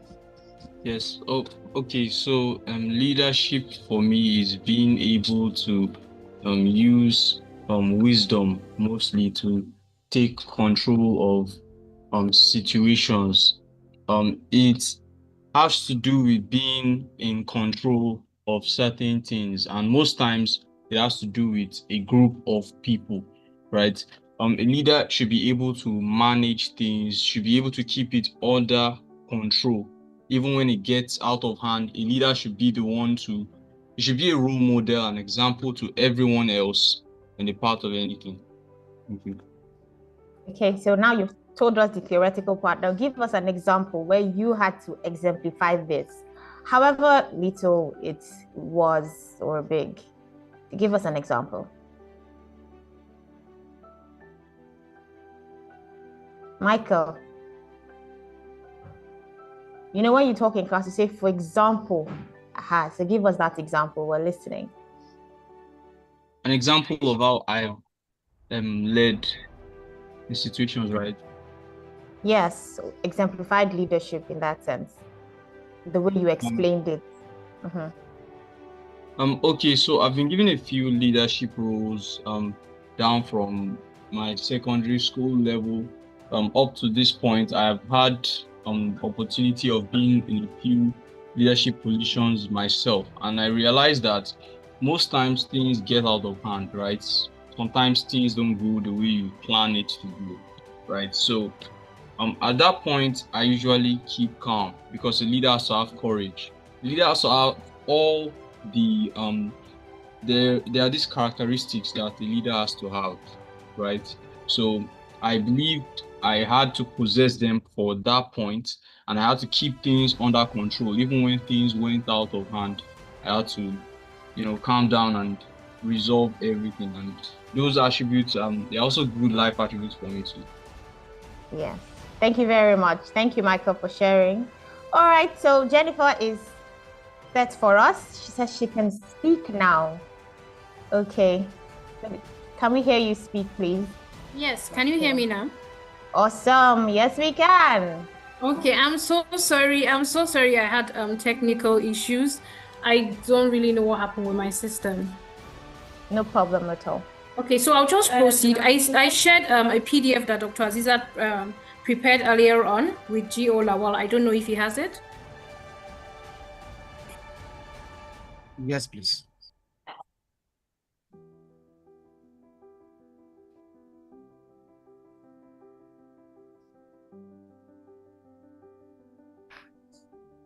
I would say it's okay.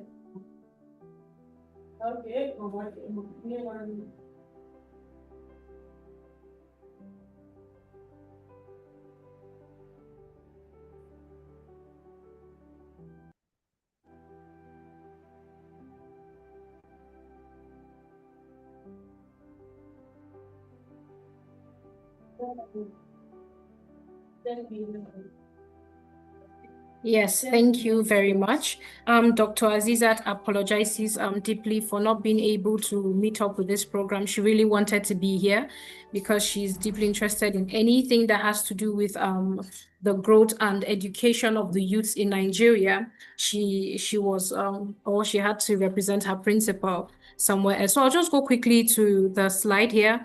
How digital innovation can empower young Nigerians to play a role in nation building. Second slide, please. Okay, so a brief description or definition of what digital innovations are.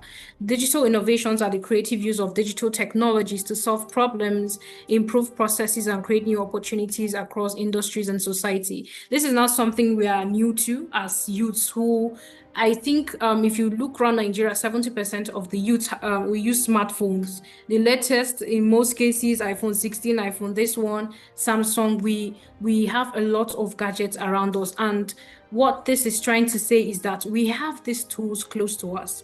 These are digital innovation. It's not just about the tech. It's about empowering young Nigerians to become active participants in nation building. So since we have these things in our hand, these digital tools in our hand, we are able to create, connect, and contribute to Nigeria's development. Second slide, please, or the third slide. Sorry, I think that's the third slide. Good. The power of digital innovation. In Nigeria, we have seen remarkable examples of digital innovation from fintech, agri-tech, edtech, and civil tech. When we talk about fintech, you see things like OPay, Money Points that is making life so easy for Nigerians. Unlike before, where you had to go queue up in the bank, you make a transaction, you don't get your transaction sorted out on time. These days, you have all these apps that are not just making life easier, but they are also creating opportunities for the Nigerian youth. I'm sure that if you are to draw an analysis, you will see that at least each of these organizations or each of these fintech apps employ maybe 10 to 15 people. So you see that digitally or through digital innovations, employment is going on. When we talk of agri-tech, you see startup helping farmers access markets and weather data. Unlike before, where farmers just had to, you farm, before you had difficulties in knowing so much about the weather, about the products you could use to make farming easier. These days, these things are closer to you. I think I heard of a project sometime where farmers now have solars in their farming spaces. This is also digital innovation. Let's not limit it to say smartphones and all of those things. All of these solar and other things are also part of digital innovations. So when we talk about edtechs, you see solutions like ULesson and tutorial, making learning accessible across regions. For me, I'm somebody who has learned a lot on edtech platforms.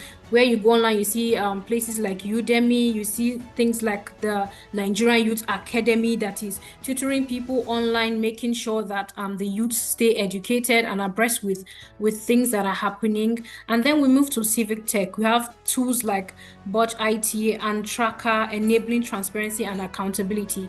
Even in Nigeria, I know there are a lot of youth working towards this aspect also, where they can come up with things that would help the youths stay abreast. Like I think it was Mo Lawal that said that elections should be monitored or tracked online, that live results should be shown so that people know, okay, from Lagos we have 20 million votes, this party is leading, this party is leading. Being able to live transmit those results will be very helpful, because unlike the last election where people complained that, okay, these are the votes we counted, these are the votes that was transmitted, it got to a point where they said some places didn't capture all of those things. So if we have this civic tech, we have these tools, we would be able to track governance also. These innovations are driven by young Nigerians, which we are very proud to say is that young Nigerians all over the world are making amazing changes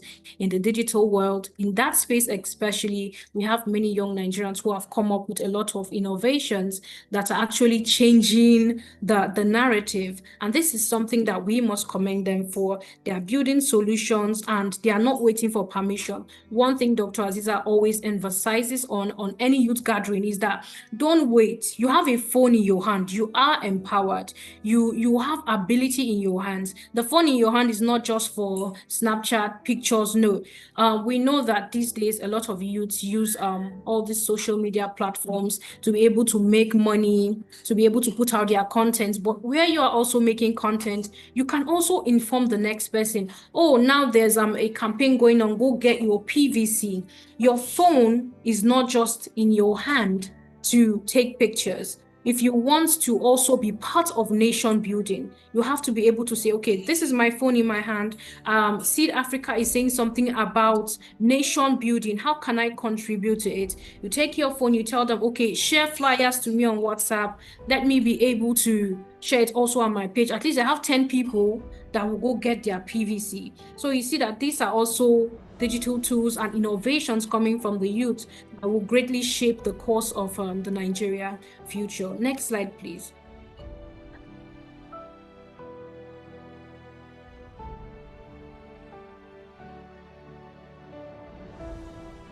So next slide, digital empowerment pathways. With over 60% of Nigerians' population under 25, young Nigerians are shifting from being users of technology to becoming creators and leaders in the digital space. This has given rise to voice and visibility, which, like I mentioned earlier, social media platforms, which is enabling advocacy, education, and mobilization. We have people who are advocates and activists on social media these days through these platforms that are governed by tech. We have people like, I don't know, a lot of people might not agree with the example, but we have Very Dark Man who is there. We have a Proco Doctor. We have all of these voices that have come up who are not just people who use their phones day to day. They are creating awareness. They are bringing topics to light. They are making sure that people are abreast of certain information. And then we move to entrepreneurship. In the past, you would mostly see that when they tell you about entrepreneurship, they tell you it's soap making, they tell you it's bead making and all of those things. But now entrepreneurship has moved from those stages of soap making and bead making. You see people having online platforms where they advertise things, they advertise goods. Somebody is into thrift, and you see them on TikTok, you see them on Instagram, where they have their brand. They are making sales. They are like, people see them. So now we have entrepreneurs who have also been empowered due to these digital pathways. And then we move to education and skills. Just like I mentioned earlier on, if you can see my shirt, I'm putting on the NIA shirt. And I'm also sitting in the environment, which is for the Nigerian Youth Help Desk. I don't know if many of you have heard about it, but it's also an initiative that brings forth information to the young Nigerians. It's also a platform that supports the Nigerian youth. It deals with cases from police brutality, sexual assault, drug abuse, mental health issues. So you see that when we talk about education and skills using digital pathways, we see that this is online, it's digital. Okay, everybody can access it once you have a phone, once you have internet and all of those things. We have free online courses. When you go to the NIA platform, you see that there are courses there. I personally took a course on the NIA platform that had to do with confident speaking. And so that's why I'm able to communicate most of the times when it comes to things like this, because, well, I took a course in that aspect, so I am not limited. So we have a lot of these things sitting in front of us. Sorry, I'm just trying to see something on my end. So we have a lot of these things sitting right in front of us. And as the youth, we no longer want to say, okay, we are limited in any way. And then we go forward to say governance, participation, digital platform for tracking budget, voting, and accountability. Also, on these digital platforms, we now see that there are people who I don't know, I'm not aware of information yet, but I'm sure maybe somewhere out there will be information about tracking governance on using digital pathways, because for now, since I really don't know about the information, I wouldn't speak about it. Digital platforms for tracking budget, voting, and accountability, just like I earlier said, these things are coming up. We may not be there yet, or we may be there yet, but with organizations like this coming up to let people know that this is also your right, these are the things you can do, we are sure that participating in governance will be made very easy, because this we already have the tools in our hand. Tech is in your hand, your phone is in your hand, your laptop is in your hand. You participate in governance. In the coming elections, you can say that, oh, I was there, I was live streaming when they were counting the votes. I was there, this social thing happened at my polling unit, this, that, and that. So you can see that we're definitely making progress, and it's a very great move, or a great step that the Nigerian youths are making. Sorry, next slide, please. Next slide says what needs to happen. To truly harness digital innovations for nation building, we need the following in place to make it happen. One, digital infrastructure, which is something very, very important, because when you go to very developed countries, you go to certain places in Nigeria, and I'm sure you cannot gain internet access. You cannot gain internet access. It's that difficult. But when you go to developed countries, you go to some rural communities and you see them making video calls, and you're asking yourself, how did they get here? They have the digital infrastructure. They have the structures that make sure that even in your village, you can report something, you can film something, you can participate in what is going on in the larger world. You are not limited because there's no digital infrastructure. So we need digital infrastructure to make sure these things come into place. Then tech hubs and innovation centers, which will create safe spaces for learning and collaborations. This is something that is coming up, or we have a couple of them. I don't know if people are aware, but then there are a couple of these tech hubs and innovation centers that are coming up. Like I said, Dr. Aziza always emphasizes the point that you need to harness these things. Wherever you see that there is a learning space, wherever you see it, you quickly attach yourself to it, because you need to also empower yourself. You need to be empowered with the necessary tools and information to also help you grow. We know that the government will do its part, but as youths and individuals, we are also called to be able to say, okay, I have this close to me. The Nigerian Youth Academy is there. The Nigerian Youth Help Desk is there. How can I leverage it? Okay, we may not have it in the abundance as much as we need, but for the little we have, we can also use. And then number 3 says affordable devices and data, which says ensure no youth is left behind due to cost. This is something that is biting everybody, which I must say, because recently the cost of data is a no-go area. If you subscribe for MTN, they even tell you now that you cannot hotspot a device because of your data. You have to buy data to an extent before you are able to hotspot a device. So it's that bad that, yes, data is expensive. It's very, very expensive, coupled with a lot of people may not be able to get data, because how many youths are employed to be able to say, I'm subscribing 5 gig, 2 gig, and all of those things. So these are also things that need to be put in place. And then we have number 4, digital literacy in schools. Yes, teaching coding, cybersecurity, and digital ethics from early education. One thing I say is that education, certain things should be taught at all levels.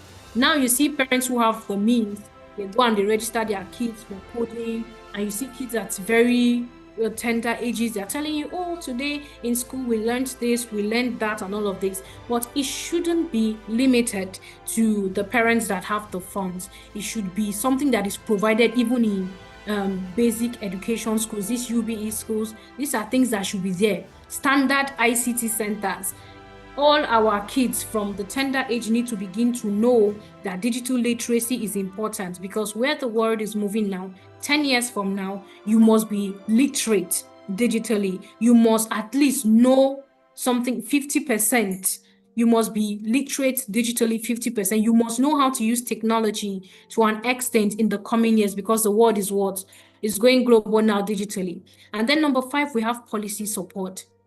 Dr. Azizat is the Senior Special Assistant to the Honorable Minister of Youth on Youth Policy Development and Analysis. So when it comes to policy support, government must create enabling environments for startup and digital entrepreneurs. This is something Dr. Azizat always canvasses for, that there are policies that should always support the youth to grow them, to groom them, to support them, that these youths are not left out, that when policies are made, these youth should be put on a round table. They should be consulted. You are the ones that know what is affecting you. You are the ones that know what you need. Come to us, tell us how this should be shaped. And it's something that she does. Through her own advocacy also is something that she does. She constantly advocates that more policies should be made. You spoke earlier about PVC for her, ensuring that women have their PVCs. So this is something that she canvassed for, and it was at that point it stood up and impact was made.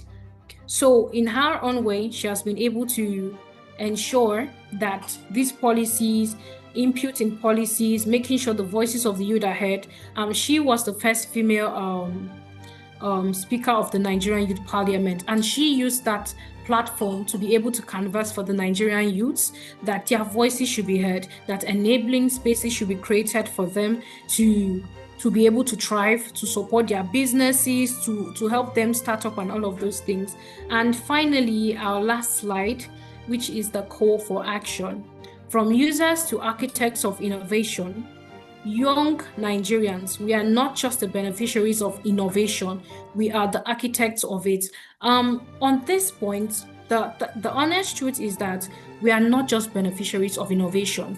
Whenever we see like a new device is released, I think I heard that the iPhone 17 is coming out, we all jump to these devices. We go there. We benefit from all these innovations, which is very good, because what you might lack, someone else might have. It is good to be able to say, you don't stay left out because you say, I'm not the one who created iPhone, so it doesn't mean I would use it. The call to action now is that every young Nigerian should not just be a beneficiary of this innovation. We should be able to craft something too. We should be able to say, okay, these things are in front of us. How can we either model it? How can we contribute to it? What are we taking from it? What are we adding from it? Okay. And then it goes further to say, build civil tech that solves local problems. This is something that Dr. Azizat hammers on. In your own locality, in your own local level, what have you been able to do? What have you been able to use your ability, your digital ability? Let me specify. What have you been able to use it for? The phone in your hand. How have you been able to use it? Nation building. It's like most nowadays you go online, you see where youths are trolling each other, trolling celebrities, this and that and that and that.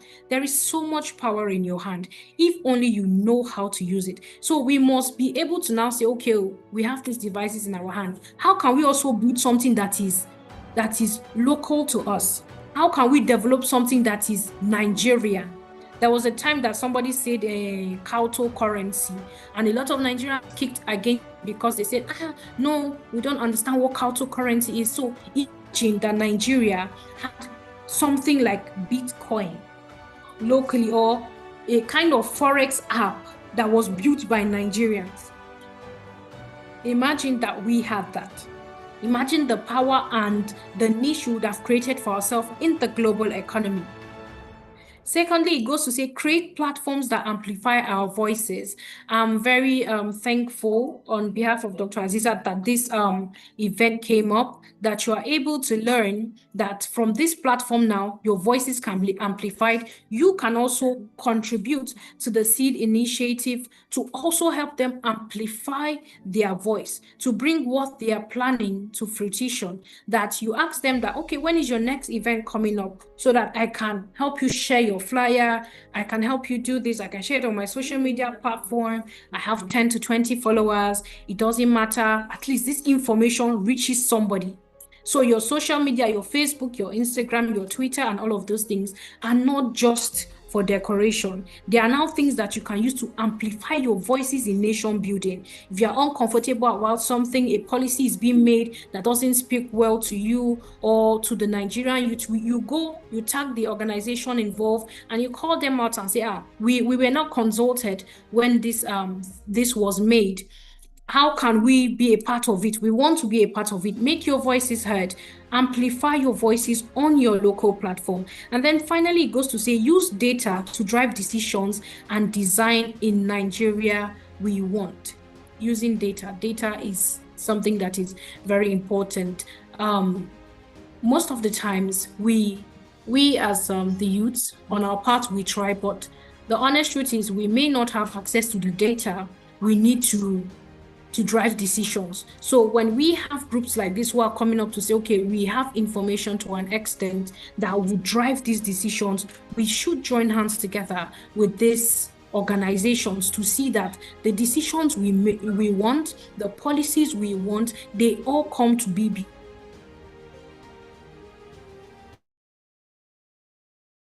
Yes, it is happening in code. It is happening in content. Yes, you see content creators driving nations, buildings in communities, and it is happening now. So Dr. Azizat's final call to you is, what will you build? What will you build? On your own end, what will you build? How can this digital innovation that you know about, that you are able to access, how can you use it to empower yourself, empower maybe one or two people around you to play a bigger role in the nation building? So thank you very much. And once again, I apologize on behalf of Dr. Azizat. She would have been very excited to be here, but due to some one or two issues, she couldn't be here. So thank you very much for the opportunity to speak. Yeah, thank you, Jennifer. I would take questions though, even though I may not have the answers to provide to you now. I will take these questions, and hopefully if there's a group, maybe a WhatsApp group that you all are in together, if she's back from her event, she would provide answers for these questions that have been asked, and then your facilitator can upload it on your page. So once again, I apologize. And I'll let you know that Dr. Aziza is somebody who is very open. She has time to engage and interact with the youth. This is something that she couldn't just avoid today. She had to represent her principal in an event. So once again, sorry on behalf of Dr. Aziza. Sorry also on my end for the Jennifer. I'm also learning to be tech savvy these days. You know, it's not all of us that usually have all those skills. Well, thank you once again. Thank you for your patience. Thank you for your time. We really appreciate it. Thank you. You're most welcome. Thank you as well for that wonderful presentation and for representing Dr. Azizat very well. We really appreciate you for honoring this opportunity to hear from you. Thank you so much. But we have some questions that have been prepared. Yes. And we are hoping that we can ask you on behalf of Dr. Azizat. Okay. And by, we're expecting that we are going to be, how do I put it? We are going to be getting responses that Dr. Azizat would be giving. I even guess she's even on the call. I think she joined just now. Okay, so you shared a lot. Okay, so we'd like to recognize the presence of Dr. Azizat Yeshao. Hello, Ma. Okay. So if you can can we hear from you, Dr. Azizat?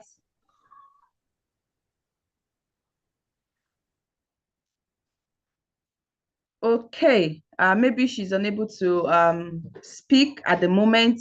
I would like to still go ahead with our question or fire chat with Jennifer.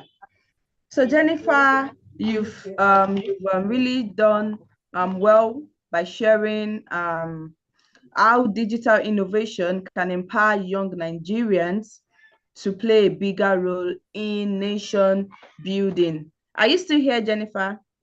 Yes, I'm here. All right. Yes. So, you mentioned that 70% of we youth uses our smartphone and for some other purposes, just few, use it to push out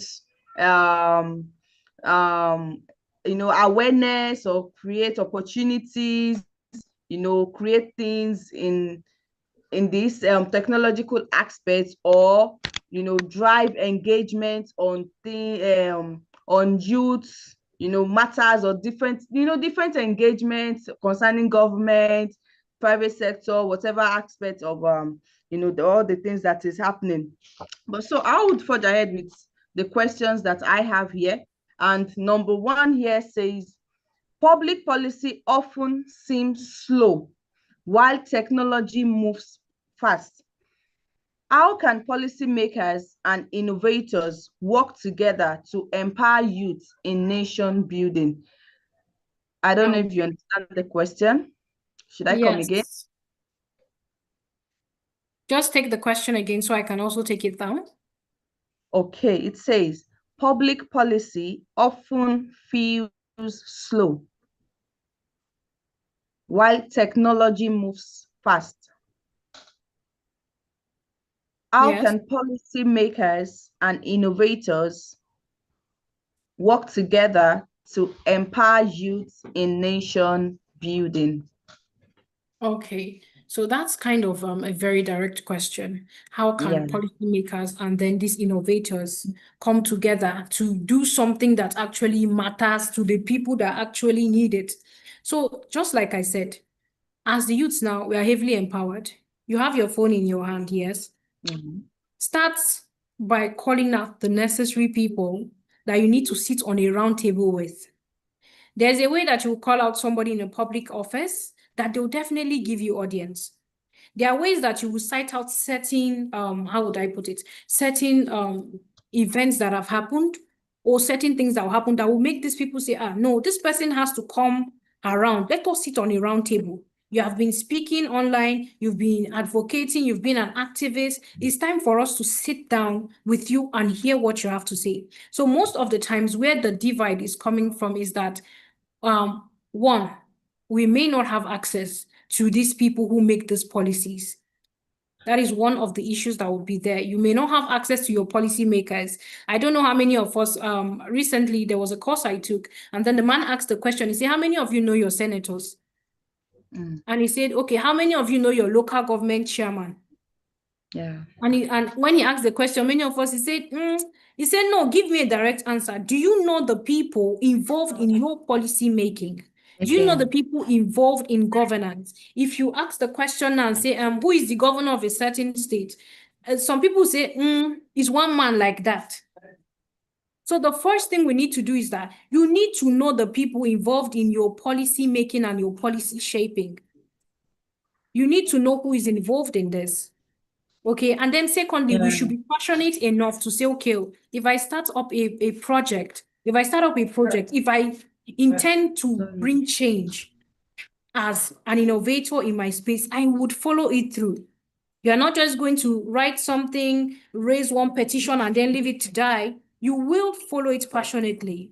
Well, I'm sure when Dr. Aziza started this PVC for her, a lot of people would have said, don't the women know the way to the polling unit? Don't they know how to go and register to get their PVCs? But when you want change, you drive it hard, you fight for it, you keep pressing and pressing until your vision is actualized. So one thing that I would say is that the innovators should be able to, first of all, find the people involved in this policy making and policy shaping. You need to be able to sit on round tables. You need to be able to say, okay, we want this change. We want to see the people who are making these policies. For my local government chairman, today I'm making it an assignment. I'm going to find him. He's also a policy shaper. He's the one that takes our complaints to the upper bodies. So we need to be able to note these things down and begin to strategize on how to use them to amplify our voices for nation building. Thank you.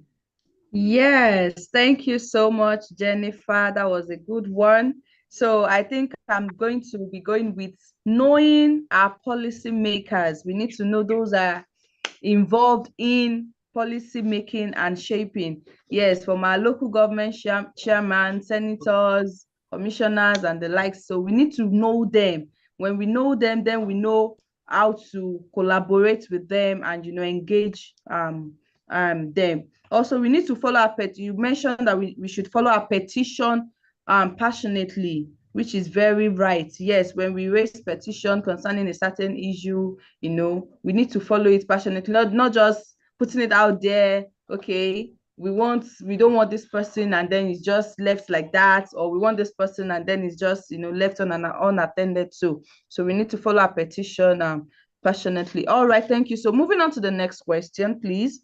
So it says, do you think Nigerians' current policies encourage or stifle youth-led innovation? Did you get that? Should I come again? Yes. If the current policies in Nigeria help grow the youthful innovations, or if it stifles it. Yes. One thing I would say is that there's always room for improvement. Okay. If something doesn't work, then there would be a need to change it. If the health sector is not working for the youth, if there are policies in the health sector that do not support the youths accessing medical care, then something has to be done about it. Okay. Like I said earlier on, I said there are certain things that now help, how would I say, there are certain things that are being put in place that now help to amplify and say, okay, these youths have this concern, they have these innovations here. Maybe they would not be able to shake and say, okay, they shake the government for now to say, put this in place, put this in place. And recently, I don't know if a lot of people heard about it, registrations for the Nigerian Youth Confab, where delegates from every state now have to come and your voice has to be heard on the bigger platform, where you all are given the opportunities to come and say, okay, we also want to restructure these policies that govern us to help us be better. So I would not be able to, just to be on a more, yes, not say it stifles it or it grows it, but I know that with the youth participating in every opportunity that reshapes our policy, there will definitely be greater room for improvement. Thank you. Sorry, I was muted. Thank you, Jennifer. Thank you for answering that for us. Yeah, so before I forget, you mentioned an organization or Yes. Earlier, or is it a platform that's a learning platform? Can you please share that with us so that we can? Okay, I'm actually putting on the shirt right now. You wouldn't be able to see the Nigerian Youth Academy, NIA. Okay, Nigerian Youth Academy. Youth Academy, yes, NIA, Okay. NIYA. NIYA. All right. Yes, the Nigerian Youth Academy, it is a learning platform where when you go on, there are courses you can take, and then there is certification. At the completion of your course, you are given a certificate, which is recognized also by the Federal Ministry of Youth Development. And then further, I also mentioned a second platform where the youth in Nigeria can report cases of police brutality, sexual harassment, drug, mental health issues, drug issues, which is the Nigerian Youth Help Desk. Like I said, I'm currently sitting in the Nigerian Youth Help Desk.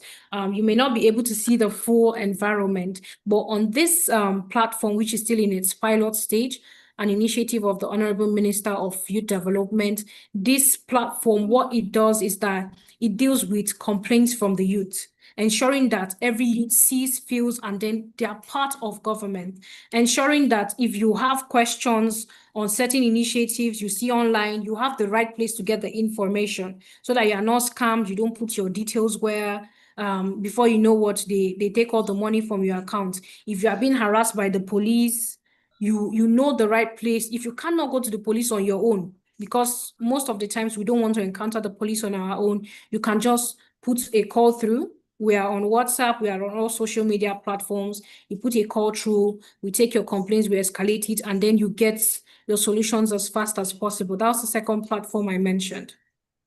Thank you. Thank you for sharing that with us. Thank you. So please, our participants, audience, please, do you have any questions for Jennifer? We'll be taking the questions now. Please, any question from the audience? Now is the time. Yes, Co-ops has put that on the platform here for us in the chat box, Nigerian Youth Academy. So kindly go through the Nigerian Youth Academy, find the course you can take, and the Nigerian Youth Help Desk. That's if you have a case to report, any case that happened around you, to you, someone by your side, your neighbors, your friends, and you'd like to get help for, kindly report via Nigerian Youth Help Desk, and I'm sure you'd get good response.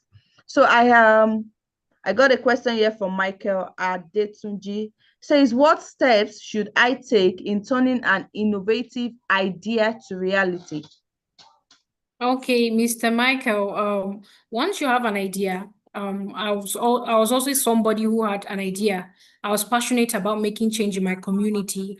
I didn't like the way that there was disposal of waste in my community. Every junction you go, somebody is littering the place. When it rains, the gutters are blocked, the streets are over flooded, and all of those kind of things. And when I saw that, I felt that there needed to be a change. But I was someone who couldn't drive this change on my own. One, because I didn't have the expertise. Two, I didn't have the knowledge on how to go about this. I didn't have the mentorship. I didn't have anything it took to be able to say, okay, let me bring the government to come to my level and see the issue I had. So what I did, or what I would advise in your first stage in turning innovative idea into reality, is looking for either the platforms, the people, or the organizations that align with your idea. If you're somebody who wants to go into agriculture, you need to first of all look for everything that aligns with agriculture.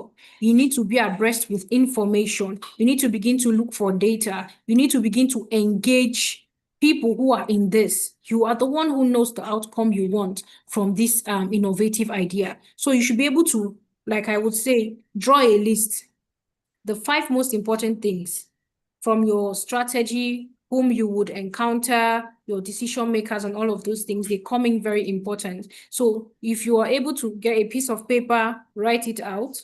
You would write your steps, you will write what you need to do. If you have to go for mentorship classes, you go for mentorship classes. If you have to engage some 1 or 2 people who have done something similar to what you need to do, you engage them so that you have more information on how you can transform your innovative idea into reality. Thank you. Thank you. Thank you, Jennifer. So pardon me, I have one more last question here, Okay. and I would like to ask you, please. It says, in one sentence, what advice would you give to young Nigerians who want to merge technology, leadership, and nation building? So just in one sentence, what advice would you give to young Nigerians? Tech, leadership, and nation building. Nation building. Tech, leadership, and nation building. I would say it's all the same thing, but just in different spheres. Tech, you can be a leader in the tech field. And when you say leadership, you would also want to say, where do I want to be a leader? So it now boils down to if you want to be a leader in tech or nation building.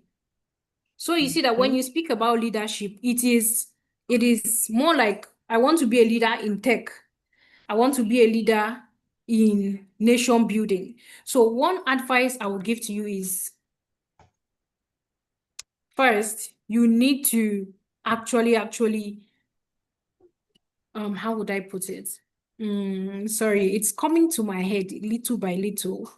Okay. One advice I would give to you is, like, once you have this passion, once you have this dream, chase it. Don't give up. Whatever obstacles you encounter along the way, it's a learning process. It's a building process. I am also learning. I am also someone who is growing. Dr. Azizat is someone who is also learning. She's someone who is also growing. When you look at her journey so far, if you go through her social media page, you will see how far she has come. She's somebody who has been coming up. So one thing I would tell you is push, be persistent, be persistent. Go for what you want. Don't stop until you see the change you desire come to be. Thank you.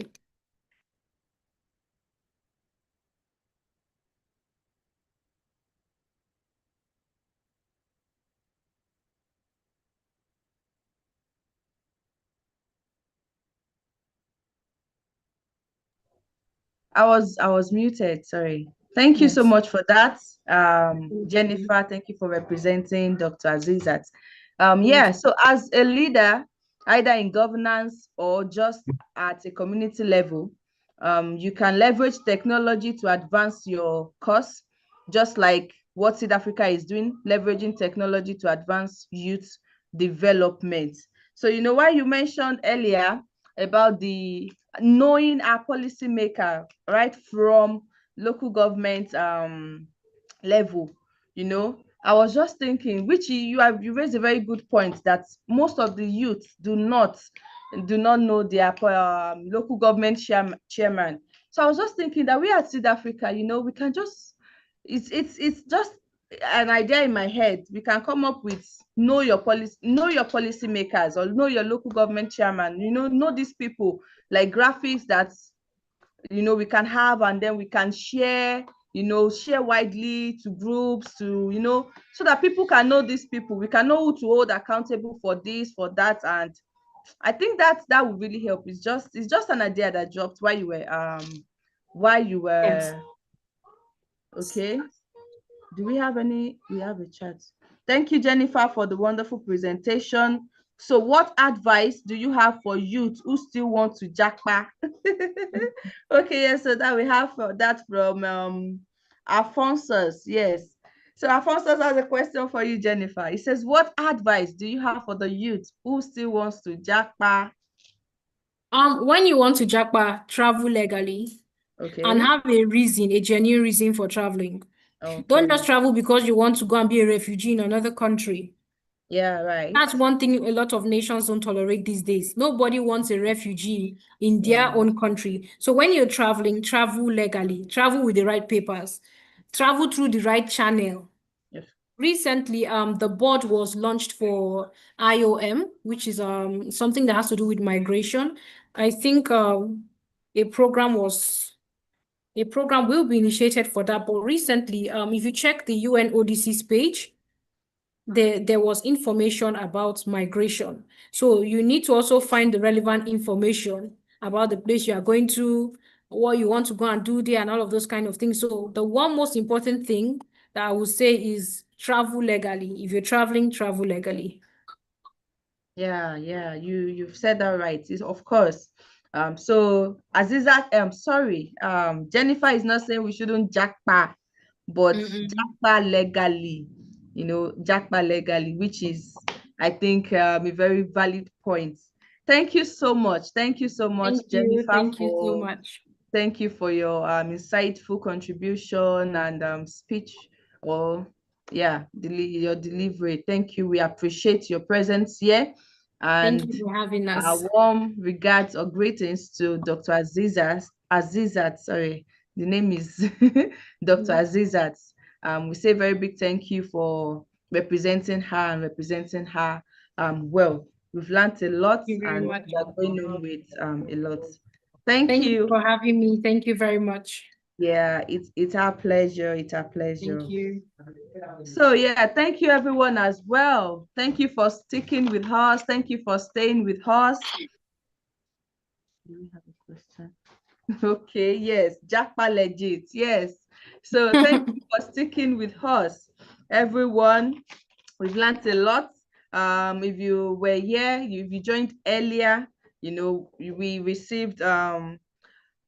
Bemhaga's presentation. Is the programs manager at National Democratic Institute, NDI, and he shared with us deep insight on how technology can enhance democracy, accountability, and youth engagement in governance. Oh my God, it was really a good time, because he spoke about so many things. How before now, how you were able to reach the government officials. I don't want to use the word they are inaccessible. You can access them, you can reach out to them, but the process is quite a long process. But with technology now, you can reach out to them, though not totally. Some still do not have those channels in place yet, like emails, social media handles and all of that. But let's say some numbers of them can be reached out to via mails and through their social media handle. And also we received Dr. Azizat Yishao's presentation by Akatu Jennifer, and she did so well by delivering, how public policy and digital innovation can empower young Nigerians to play a bigger role in nation building. And I, as the Executive Director of South Africa Initiative, I'm taking home how we can create awareness. We are starting from that point, actually. How do we create awareness in this aspect of policy making to the grassroots? How do they know their local government chairman, even starting from that point to the, of course, everybody knows who the president is, but some of us do not even know who our ministers are. We don't know who commissioners are. We don't know who the senators are. We just know that, some bills are passed, so policies are being made. We don't know who are making those policies. So I guess we can would start from there. By the grace of God, would get there. So yes, we are bringing this to an end, and I want to say very big thank you. Okay, someone is raising his hands. Okay, please, can you unmute yourself? Let's have your contribution. Hi, Alphonsus. If you can hear me, you can unmute yourself. Yes, let's have you briefly. Okay, good afternoon, everyone. Sorry, afternoon. I want to say a very big thank you for putting this together. I'm grateful that years after, the standard only gets higher and better. I want to appreciate the spokesperson for Dr. Azizat. It was a very good presentation. I didn't join from the beginning. I'm at work. I joined when Amara raised a point. I think we were waiting for Jennifer to join. So she raised the point, and I felt that, well, let me listen to others. It's not every time you should have something to say. But before, while you were giving the recap, it was so strong that I needed to say this, about your leadership experience and the impact. So I recall very recently, I know Gio is aware, I used to lead the youth in my community before now, but it kind of went into it went to sleep some sort. So recently we lost a youth in the community, and then those who had begun to gather again chose to have a candlelight. So I had advised, because I will support them to have a candlelight procession for this young man, as a way of passing our message that we are not happy with death of young people, nor for anybody at all. So, but I followed through with their planning, and I advised that they should try to get a youth leader somewhere, maybe from one of the members' church or somewhere, to come and speak to the youth of our community. Why did I say that? The impact would be maybe somehow poor or not too felt. They say the prophet is not recognized in his own nation or in his own town. So I didn't want them to come inside. I said, look for somebody who is external to just come and talk to you generally on how we should lead our lives. The young man that passed on, I don't know if there were other underlying illnesses, but God rest his soul, he used to drink. And he was, I think, a strong drinker. Let me not say so much. So, and I also understand that his liver failed, so he passed on eventually. I don't know if there are other facts or other underlying ailments that are built on over the years. So at that candlelight, I joined them. I was no longer a member because status and other responsibilities has taken me away from them. So, but I joined the procession. At the end, after prayer, I just heard my name being called. I should come and address the youth. It was not prepared for, because I have been with you people. You know me too well. You see me every day. What do I want to say that you will listen?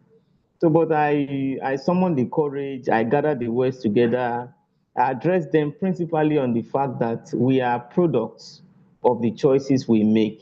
whatever you choose today, tomorrow you will live with the implication.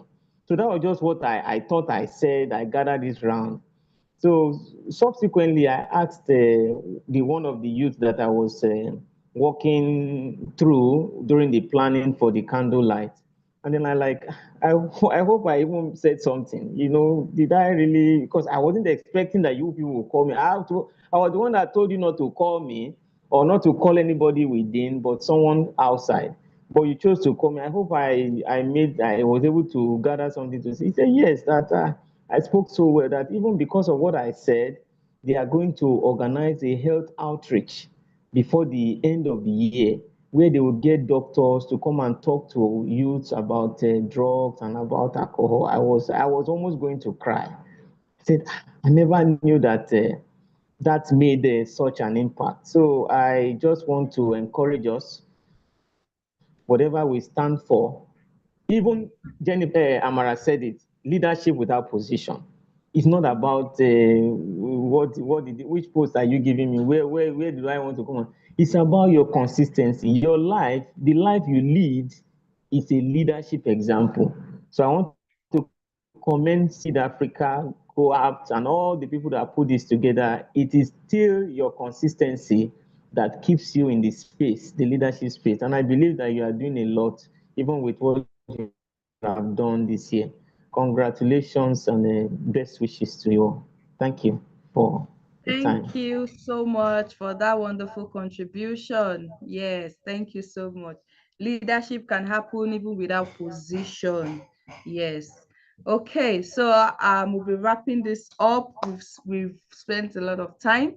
I want to say a very big thank you once again to every one of our speakers that was able to deliver to us today, and our participants. Thank you so much for joining. We wouldn't have been able to achieve this without you. Thank you so much. And yes, thank you also to our team at Seed Africa Initiative.